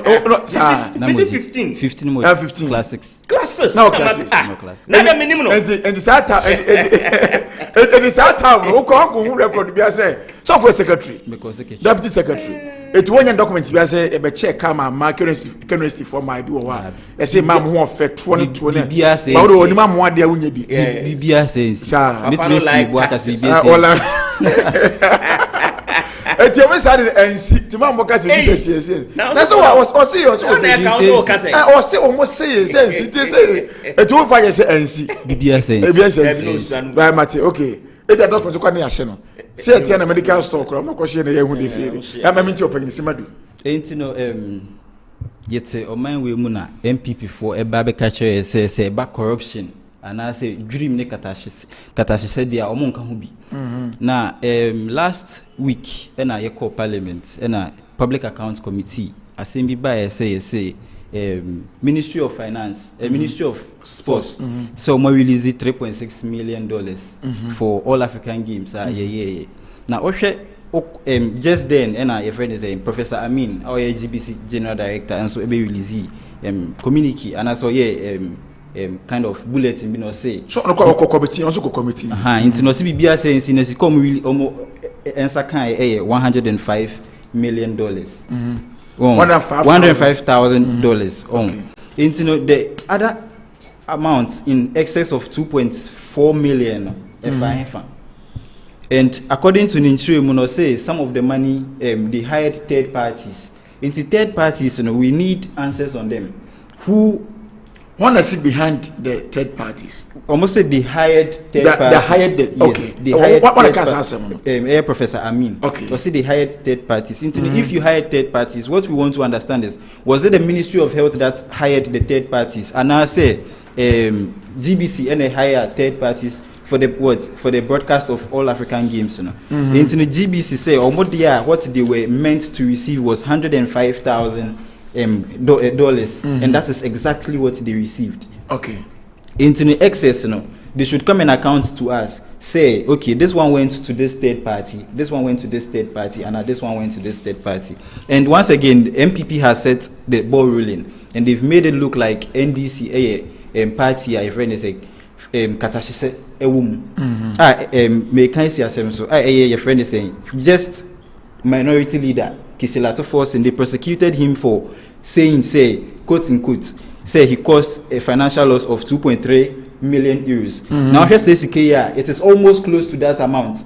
And so if MPP is a serious government and they want to fight corruption, then this is a place where they should set precedents. Okay. Heads Heads must rule. Questions must be answered. So if they want us to take them serious, that yes, Nanado says Martinamidu says Nanado is the mother serpent of corruption. If he wants to take that tag away from himself, then I think this is a case study. He's really committed to fighting it. So we are looking to him. Yeah, trying to say a case we saw 3.6 million saga we until we are expecting that he should really do something about it. Only be being found. Yes, and Professor Amin, so I think there are questions he should answer, including my friends and Jamaluddin, also assistant of sports ministry. And also, to me answer questions as to whether which third parties the monies went into, and they should give us enough evidence that yes, we actually transferred this money to GBC. I had 3.6 million or can we transferred it to the account of GBC? And that GBC so country say, okay, yes, we received $3.6 million. Now so $105,000. That is what we want. They should be fair to us. They should be accountable to us. Right now we can't make any conclusions and we can't draw conclusions, but you can tell us, okay, yes, truly they sent 3.6 million to us, but out of that 3.6 million, yet they are 105,000. But this further amount, we hired the third parties, and so we distributed this other amounts to them, and that is what we are asking for. And anything short of this, we would say MPP has failed the country in terms of the corruption fight. Said they are coming to fight it. They created some positions, some portfolios like special prosecutor, auditor general, or useless. Yes, and so if they are really committed to fighting corruption, this should be a case study to them to prove that they are really committed to the fight of corruption in the country. Okay. And they say, Matthias here, not just say, okay, also, baby, you say, hide third party, to involve, say, a bit me at the cast the program, and I say, be the event, and when to me, I institute say, be a send a bobo companies be dino, and they say, a bit of say, a beer. Na document kutano na valid it's a bit to me about but me for none there mean to me can say yeah 30 seconds there be otama so that change there we are all in the process of learning, so okay, I have a document here from Ghana Web. Was this some year mon chere mon fa we nya example? No, you see these are the list third party yes 6 different companies or 6 different entities. The first third party is PSG. So what I say amount that na say a PSG ho 2,056,000 and 2 million. 2 million, yes. It's around 2 million euros. Okay. That's what I say. And then the quality media production SL. Yeah, PSG. Then we have quality media production SL. Almost $1 million. And then the production from TPR, which is 57,030 euros. So what I say, the amount GBC in Sakaya, which is GBC 24 African Games channel, and also $105,000. So who is releasing this document? This document is released by Ghana Web, and it is signed by the Director General of Director General of GBC. So what I say, dated February 28, 2024. February 28, 2024, directing the Sports Ministry to do these. Can I? So you can go with it. And to bet my na yamrana besenka making kind a team for kakra. Okay. So let me just pass this comment. I listened to the Director General. I listened to the Minister of Sports.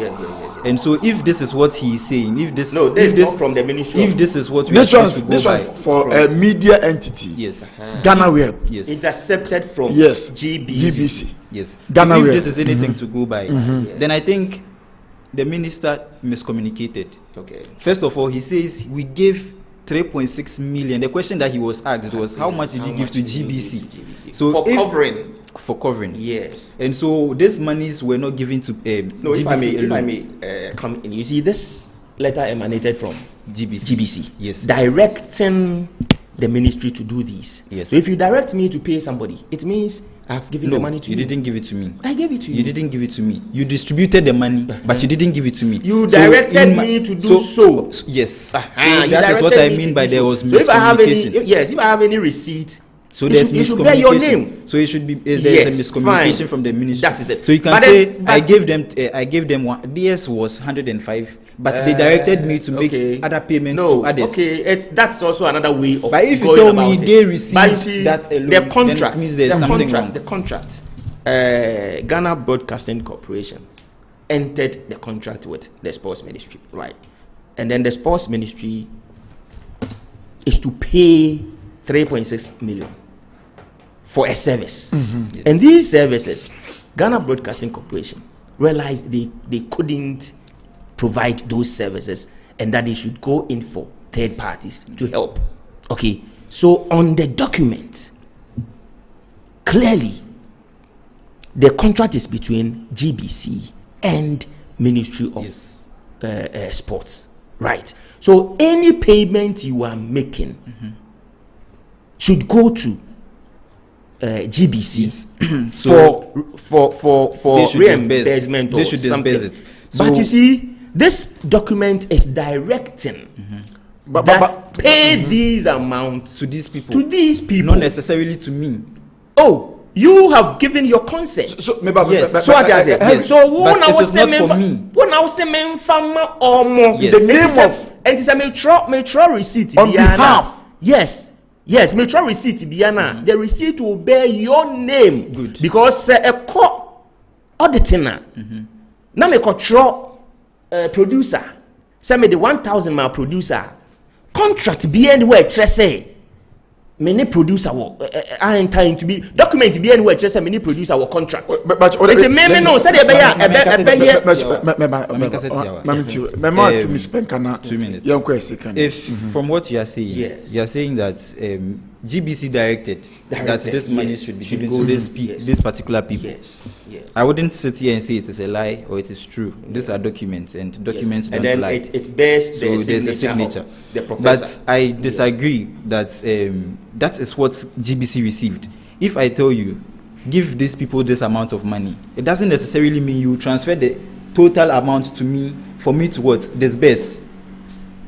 Or if the Sports Ministry says, you see, the intention is to transfer the money to you, and then you so gave the Sports me. Ministry should come. You gave me. So the Sports Ministry should come and give us documents.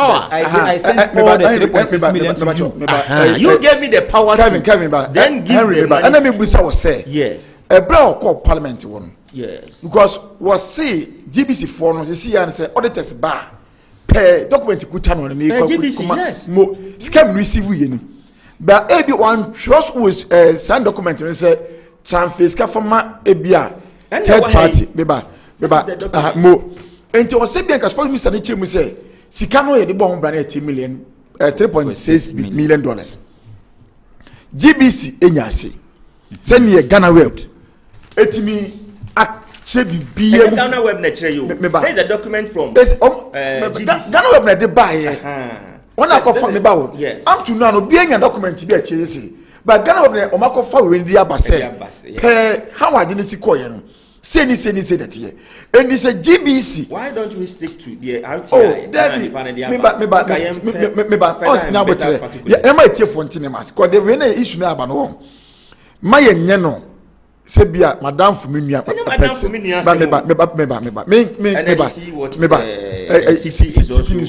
chewade me che say e bank Mustafa Amit e public account committee anim also wo chirem say sika e bia GBC yes obeginie e 3.6 billion euros million dollars yes GBC agi say ana mama ye ma e bia party say to say another form of communication. Yes, more. And me no can want him as no. Because he was there. Yeah, or present how I didn't fast so call ye. I will be and I'm a but you see. So no. Who say oya cost ben stats. Okay. You be no. Say man. Yeah, me economy. My accounting and I'm law. But what shame bremu if I give you the power of attorney, right? Me, that is my consent. And to be biano, I may say yeah in my name, no. Mimi dimu na me see you. So if you are writing anything, you have to use my name. Because I gave you the power of attorney. I say what me can I say? So GBC, having written to sports ministry, said do these on our behalf. Yen yama yen. Nti yen say na yen no dia. Said ye be ya auditors ba. Sika ni nyina no na ye sen. Na ye 3.6. 3.6 no. Oko trust 3.6 went to GBC. GBC so na on the entire contract no. Contract no so nyina 3.6. What you say? Nti no why somewhere enter into the contract? Na ye 3.6. I remember yamfa no na yamfa. The next topic is your bar. Your cost na didi nko. Because say yantwa yewra appear down pass what you call say atiefo na ahwefo ehye ne so ne say the amount na ye 3.6 million no eno ne sika boten a ekoba say GBC troba ye say no ne ye betimi adi dwuma no enti say sports ministry atua 3.6 a omunya mfomso bia ya dan say me mra ho very say Kevin na yenhwe ye fe second way say ni baumia ahyebo say oba Ghana ahoche wo mu no bibia be boko cost of living be memrem obi amrebiem si manum adaroma mamitio okay on say kwate kraso be ma atade ahya ye tie ni din yete oman we mu na MPP for brandish baumia say oy economic messiah oy obi a ye friend say e ba economics a ne say so emma e wo Ghana hada enti no enu nti at the time na ye appointing as even running mate na onye card bearing member of what MPP but they believe said due to his what intelligence in the economic sector no he was the man to turn the things of Ghana around to the extent that ne wife ka say niknu economic what Isaiah and economic wasted na say can say we be a wasted uko nyuntu mu ne ye say ye pe wasted no oyobi a wakwade nyuntu mu nti ne kire say niknu no oyobi a eba economics are onimude. Now fast forward after they won the 2016 elections, you could realize after all the lectures he gave, the economic lectures he gave, and all the comic statements he made, let me, if you permit me, comic statements he made. Okay. So all the statements he made pertaining the economic situations. So we bet na see apane ade. Una ne menya adwen chese eyade ya gudi. Okay. Because enye easy say obuko school. Bebe wadu eyamanyo ne by such ways be a tawisu no. Anemwa. So that say because one before so beka be opane odwene ho. Etutimi resi utama nwa ade ho. Mene ona nya adwen. Asem o kan Anthony Petirim. Ghana for entie fine. But say commit statement ne de to us, Mr. I retract the statement. Okay, so Okache say he's coming to turn what the economic situations of the country around. And at a time where they were coming, inflation rate was at 15%, 15.1%. And a CD to a dollar was 4 cedis, 20 pesos. Then, and they called for the head of the then governor. I almost say, the Juma and Suini in resign. Fast forward, you've come into government, and we had inflation rates hit as high as 54%. And as it stands right now, inflation is around 23-24%. And you go around and come and tell me that you are going to make changes again. 20.9. You are going to make changes again. Is this someone we take serious? Dabi, where's you at the fofro? Now let us see what you've learned. You claim you've learned. So all the 7 years as a vice president, or you mate on your driver, Dabi, and yes sir. On the basis that he was a mate and that all his sayings or all his contributions to Nanado were not taken. On our president, Nanado were not taking. Then he means he's telling us that Nanado is an autocratic leader who doesn't listen to his subordinates. And Nanado made us aware. Nanado went to stand at a conference or on a platform and said all the good things we are seeing in the economic sector, it is due to the hard work of what Baumia. And so if today things are not going well, he can't run away and tell us that he's a driver's mate and that he was only assisting Nanado. President Nanado in all those things, and that he didn't have any power or control over the things. And as vice president, you are mandated to be the head of the economic management team, and he is the chairman of the board. And so, if you tell me things pertaining the economic indicators or economic sector, you don't have upper hands on it, then I think there's a misplaced priority. And this is someone who doesn't have a track record of being believed. It's not someone we can trust going forward. And as Senior Ghana, Baby Ghana Kodri, we need someone we can trust, a trusted leader, a leader who has been tested, a leader who, in times of needs, will come to his people and say, "Me man for say na yakodru, intine mama memre say, edu say ya, you will get there." Someone like John Mahama, in times of needs, in times of tribulations in the form of Danso, he went straight into what? Parliament House and admitted that yes, we are facing challenges in the words energy sector, but I promise you I'm going to fix it. And he fixed it before leaving. And we didn't have we didn't have energy sector crisis only under Mahama, but he's the only president and Hon.KennedyAgyapong president with me parliament wholeheartedly say yes, I admit that we are facing this kind of challenges. When it happened in 2002 thereabouts under Kufuor, what happened? We heard pastors were sent to Akosomodam for prayers, but Mahama faced it head on, brought in the Ameri and other energy power badges. Power badges. Yes, to support, and he also established the ESLA to support it, and asked yourself, what has the ESLA been used for today? It has been misused. Now I hear Ameri has been. I now hear they've brought Ameri to Kumasi. And something that they backlashed Mahama for, they are now seeing the importance of it and bringing it to Kumasi. Far from that. So Baumia is someone that we cannot trust when it comes to economic. And now he has also about agriculture, energy, housing, public transport, transportation. And I am for Zokura say, Bemo Musika Kakra.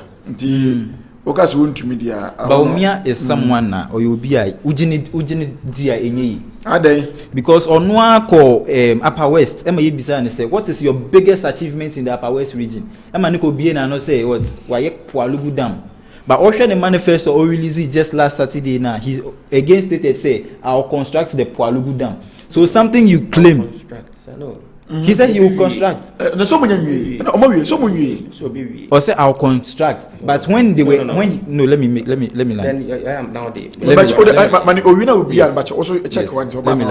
So when he was asked, what is your greatest achievement in the region? He said, say the Pualugu multi-purpose dam is his biggest achievement. And so would you say a project that you've not done is your biggest achievement? Is that an achievement? A project that nothing has been done is an achievement. Last time I coverage. Coverage. Assassinate the almost spend one down. Almost spend close to maybe in 8 years. In 8 years, more than Guguso. In 8 years, almost spend close to 11.6 Ghana politics. $11.6 million on Pualugu Dam. You are coming back to us to tell us that you are coming to do it. And that same president was the one that or no I say Ghana Ghana we don't even need to what go for borrowing. Kevin. We don't 30 seconds. We don't need to go to IMF or we don't need to borrow money for roads. And that's just road tolls will help us with construct roads. But under his government, we've borrowed so much in excess of 530 million. And is this someone we can trust? Definitely no. Okay. Trust me at your own. On the 10th June 2024, 6:52 p.m. I say the new Patriotic Party NPP flag bearer, Dr. Bawumia, has announced plans to introduce living allowances for traditional leaders. And I'm now a friend said Henry Simanu Adaruma. He said and I was saying Sancho for Nigeria deal. The more there. Says traditional leaders maybe my allowances. Say same way or say into a bogu. By energy, any housing, any public transportation and okay. Yeah, I see maybe Sunday and okay. Say you didn't come. Okay. Maybe Sunday and okay. Baby, I make could do no crowd be Mati, Simenu Maminti. Me da semina. I hear me time. Your time is so that baby, are you free ba? So what I say. 2012. Ba BC. 2011 ba BC 2012. Your GDP growth na 17%. So what I say. Okay. Na 17%. And Professor Mills, a Danima. Man penyin that John Drama ni mahama.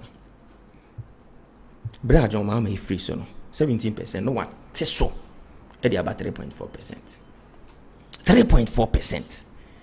And yet ubenya NDC for ombeka se Mahama and e was nipa etoaba e ma no.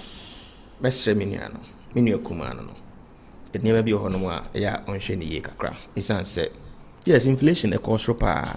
I don't even say Ghana inflation go. America you down UK you down even Cote d'Ivoire na come inflation in 1% da no. COVID time they could do 6%. You make out say. It is a Ghana.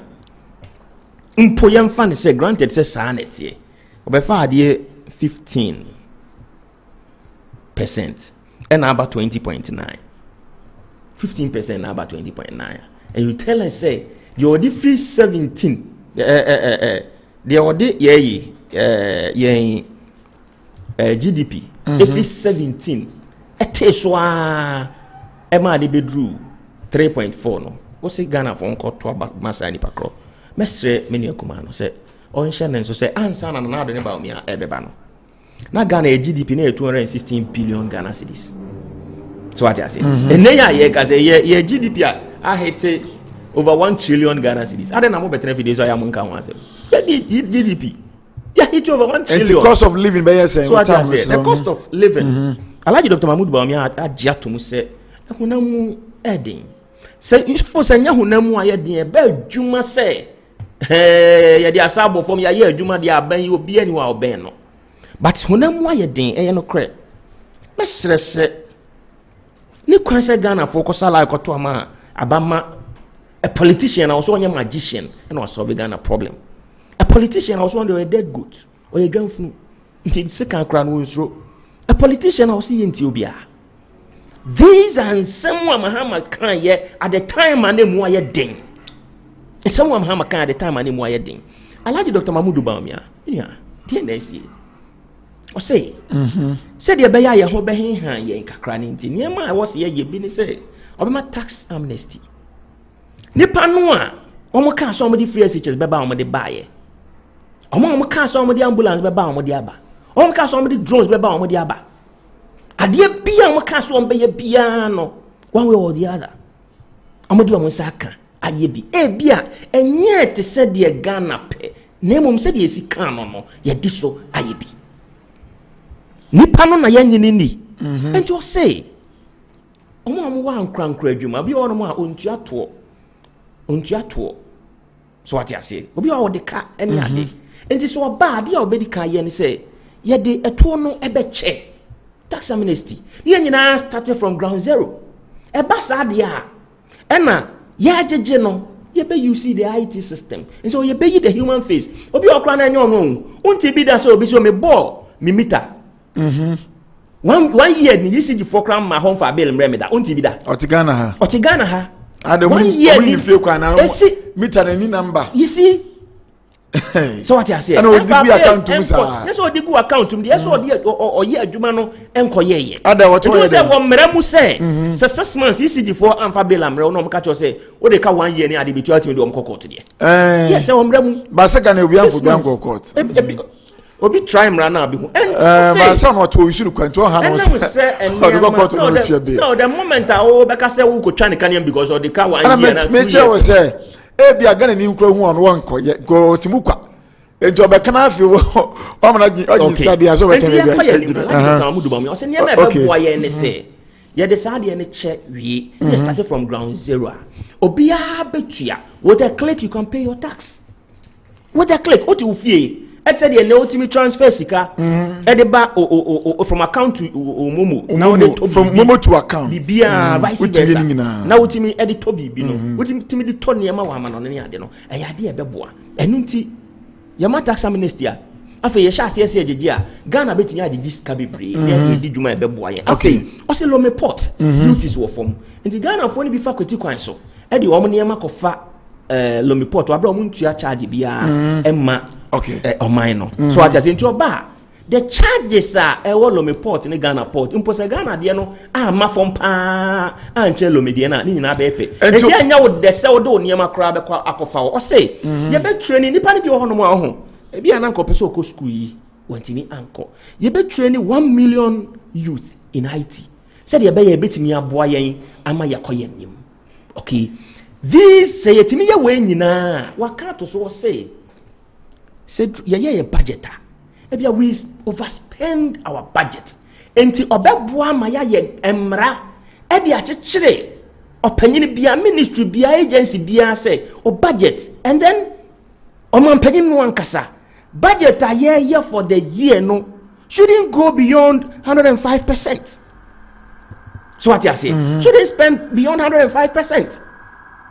Into the 5% beto so watomra bibia ni wa eno na wo ka say edrum bia de ntia ye overspending say ye bobesia bebre waka to so o se ye bobesia bebre na besia na ye bo no na wonka mo no bobesia nkomo na ye de no say oka ho bi say oka no bobesia ntika say ye bobesia bebre say ye bobesia bebre enti besia no so no be ye o mampanyini a say yes adie we na ye we will not go beyond it. Yes ye sit dying na dying no 1000 Ghana cedis. It will be 1000 Ghana cedis. And you can say yes 1000 we are you can see 2000 you can see 3000 yes can one ye pilot me that's said about me some more can dey e more there ba senko me senko to me here na na do bresu na there be ka so let me to obama no there be na no obama me chire there be man panyina vice wo ye vice decision ben wo Ghana constitution no kwan say una do decision ya Ghana hana na do say betimi a kire the way you ba omia modin bo enti senka modin ka ba ka say enti say o do nya say dey ba de na wo say na do ye bibi e say cost of living your baba ye wadwuma yes say see obama do kona fi 7 number 4 cedi na 2 cedi ana say ekoba say tuma na do kona ba 4 cedi na 2 cedi kan say agree transportation energy any house all kano ye di sika ko she agree ni mu ye ni ye na aburo ni adebo e wo fom a don't you think say do kona betimi na say calendar so what you first can ko she agree ni mu ye Mesikama. Ono ye nto abama. Twesi kan ko ministry bia. O so fe koto. Messi as vice president. Baumia as vice president. Enye on the man ministry sika so mfani.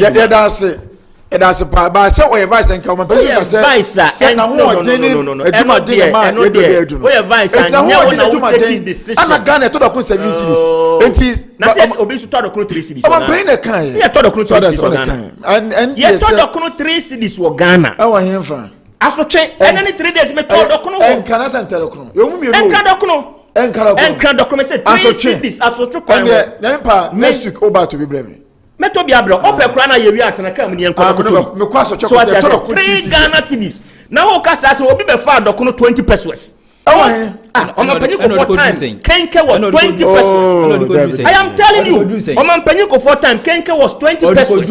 Okay, Mahame free so no. Kenke near turn 1 cedi, near to 2 cedis. Now to Kenke 1 cedi, percentage increase. Kenke 1 cedi, 2 cedis. Percentage increase. From 20 pesos to 1 cedi. Do the calculation. Percentage increase. Do the calculation. Oh yeah, school. Oh, do the calculation. So the rate of change. Do the calculation. Let me give you the formula. Don't worry. Let me give you the formula. Yeah. Yeah, statistics. Do the calculation. Kevin. Second spender yanko last topic. Minia etena has obiena no say in 2012 president or can say no obiena no Mr. Or can say in 2012 I've heard say former president Mills Ify Abayamona GDP growth rate 17%. And once again it is not 2011 you hit it 17%. Ghana has never had 17% GDP growth rate. Your highest was 11% in 2014. In 2011. And by the time, and have you forgotten? You are quick to say, in 2012, and I say all the things you were saying. Who was the head of economic management team? Who was the head of it? John Dramani Mahama, as the vice president, you are mandated to be the head of economic management team.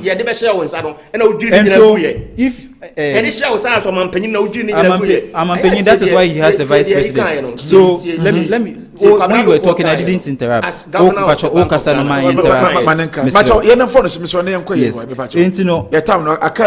say 17%. Once again, Ghana never had GDP growth rate of 17%. And he's deciding to choose and pick analysis here. You are comparing someone's growth rate and you are comparing another person's inflation rate. Osha wafa obi inflation rate. See, MPP ukita 50 cedis. It is equivalent to holding 11 cedis in the market. Oko Chrome, and Ramese Mekoto Kenki Amekoto, Kenki Bako 7 cedis, Meto Nam 5 cedi, Meko Dinum income use. Adena Emil. So Merchesen of Sikano Ewehifa. And so, if you say John Mahama as a vice president, we had inflation rate of, growth rate of 17%. Won't you give the credit to John Mahama? Why? Because he is the vice president, and as a vice president, you are mandated to be the. And currently, what is the growth rate of the country? 3.6. Yes. 3.6. Under a time where we gave you 2 extra. In a time where we gave you 2 extra vote fields, we left you with 100 million. And now, we gave you 250 million. My last topic is now. I guess my best. And some na etam na so Jumadi Showdown Kumasi online TV enne eso ayeshepa menka mfa na ada if you say obia and Pheman ye okokra wa ha Mohammed's hardship policies ahead of 2024 my memra osima no nine na yenhwe wose former president Fagbara of the National Democratic Congress NDC John Mahama has announced a list of his priorities and promises to Ghanaians in a document submitted by Sami Jamfi, National Communications Officer of NDC. It is highlighted that the policy announced is all about building sustainable society with opportunities for all.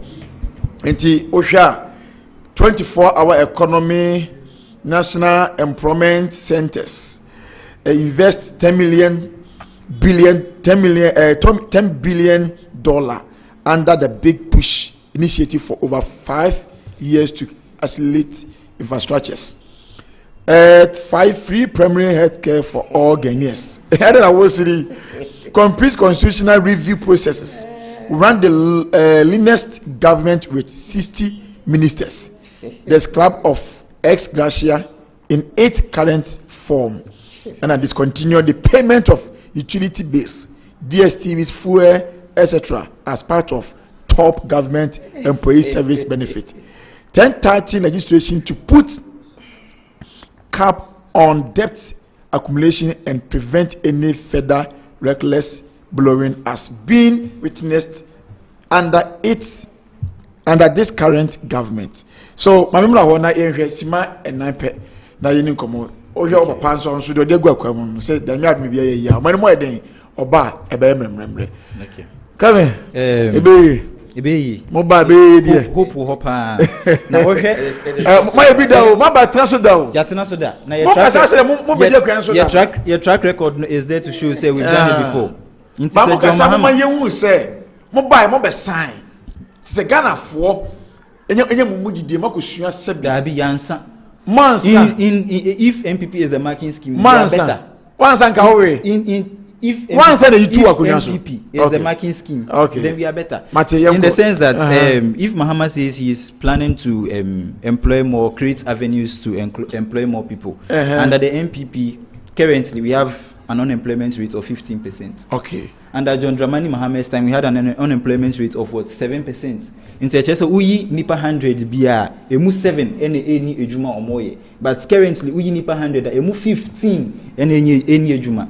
Na enanu ya omoye omo manifesto launch omo kasai omo so meketi 21 million jobs. Na 21 million jobs Ghana your population is saying 31 million in crowd omo nye ejuma they are not passing. So omo yenyan wo mo ngina ba nto mo ngina ka me. Okay, into 21 million jobs and still Ghana yenye ejuma nye 21 million jobs. So we go school. So me nye school. Enti usu adwuma ho ye dey. So wo school mu. Means enti wo wi abanya adwuma ye. Ana me dwen. Is that say what level say 400. Akaba bo so say no we. Me ko 400. And I say oh for okay. My toss. Enti me nwen me nko me ho me dwen me nua no mo ofie. Omo mu wi school 5 years, omo wi school 6 years, omo nye adwuma. Enti no ohwe all these things are Mahama kana. Your flagship policy, 24-hour economy, is going to what make way for more people to be employed. Amanfo bebrebe nye juma aye. Intino say amanfo bebrebe nye juma yes answer. That means we are going to have what more pay, more salaries, and that is going to improve what the standard of living of people. What you say? Intino say obi enye ska oni boto my standard of living will improve as a country. Sikanen kodi obako for nsem to say na MPP aban e omo de $34 million akoma president Nanado Basse onkoye ambulance maintenance $34 million for ambulance maintenance. Under John Mahama policy 24-hour economy policy is going to make sure that the national cake is distributed all across to the 24-hour economy. And you can also look at another policy, like he says he's going to train 1 million youth in coding. And that is a policy Mahama announced even before the flag bearer of MPP is announcing.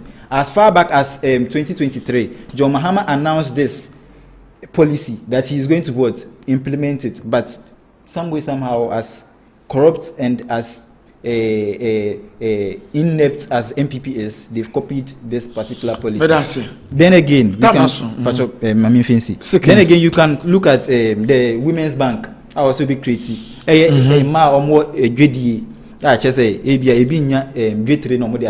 Business. Women's Bank here. No interest. Mesdames, Henry,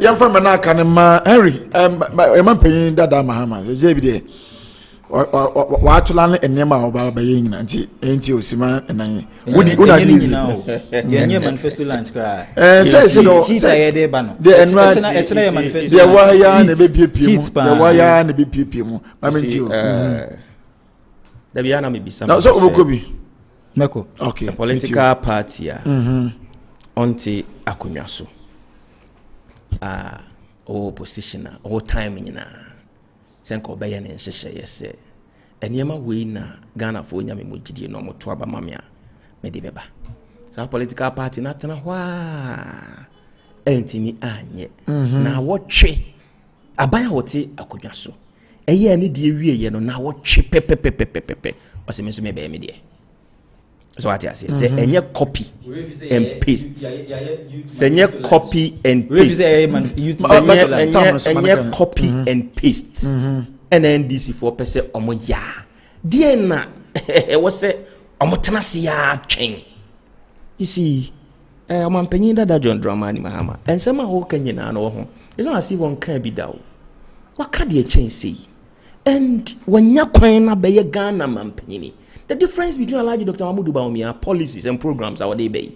Yeah, manifesto. Any Oman penny that John Dramani Mahama no they say. Oman penny that Mahama 2012. Upon to an Okania maybe trace or bar obey. Ghana Fonia and Mujidi to Abamano. Obey otherwise. Okay. Ebra na abrante yi kan adwuma sem.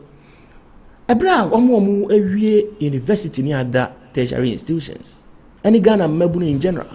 Ibisa Mahama through the employment minister Honorable Rashid Pelpu say ye ni adwuma ye. The answer he gave and he say monko gather stones.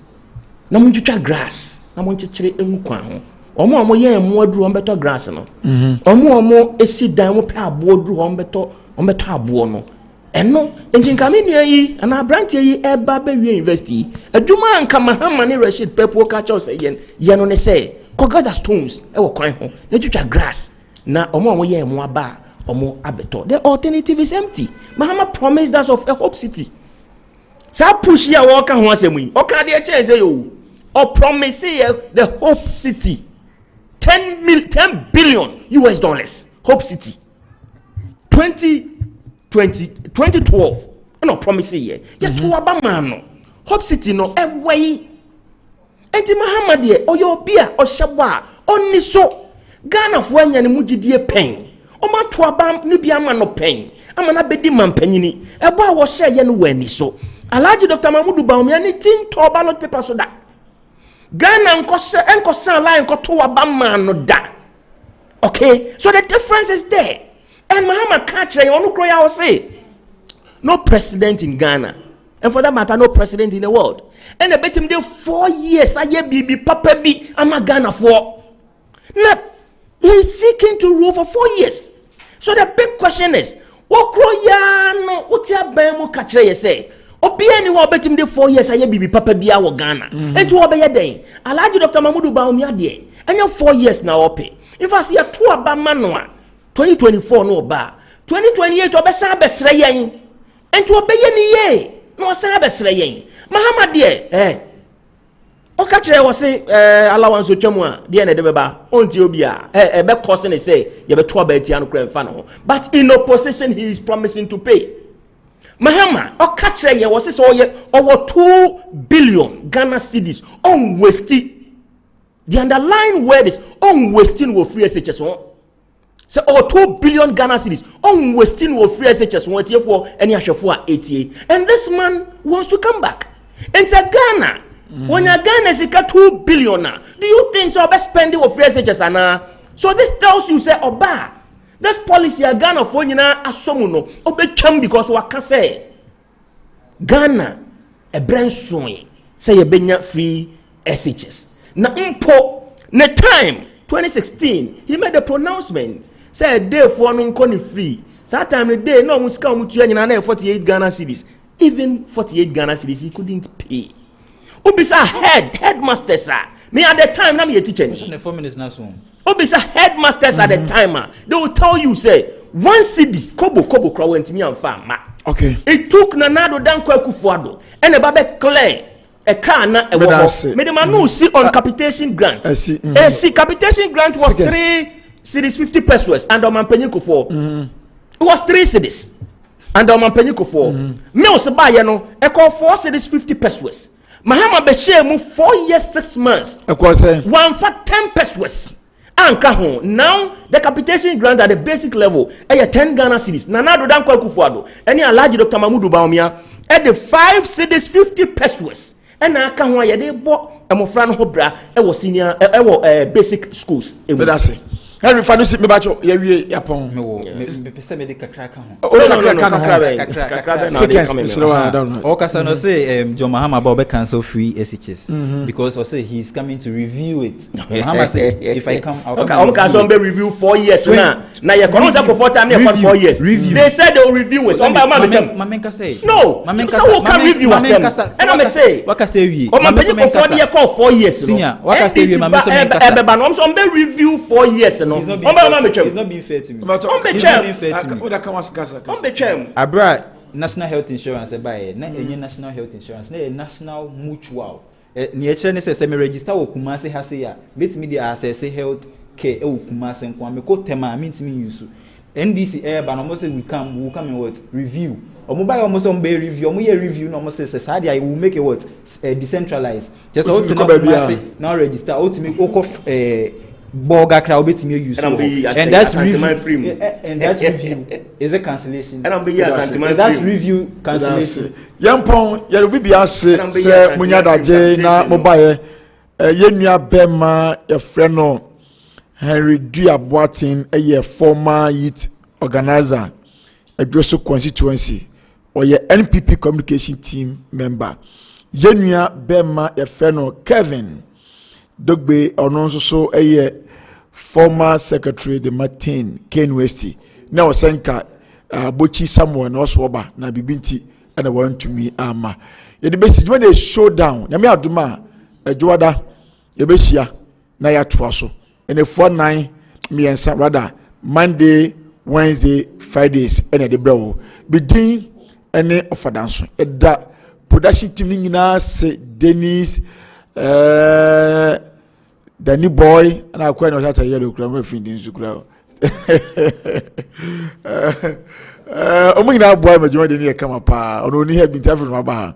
As I go we were seeing now by Anche. Yami admo yi share that said Jordan. Not yet was showdown the Muna Masia Cramo.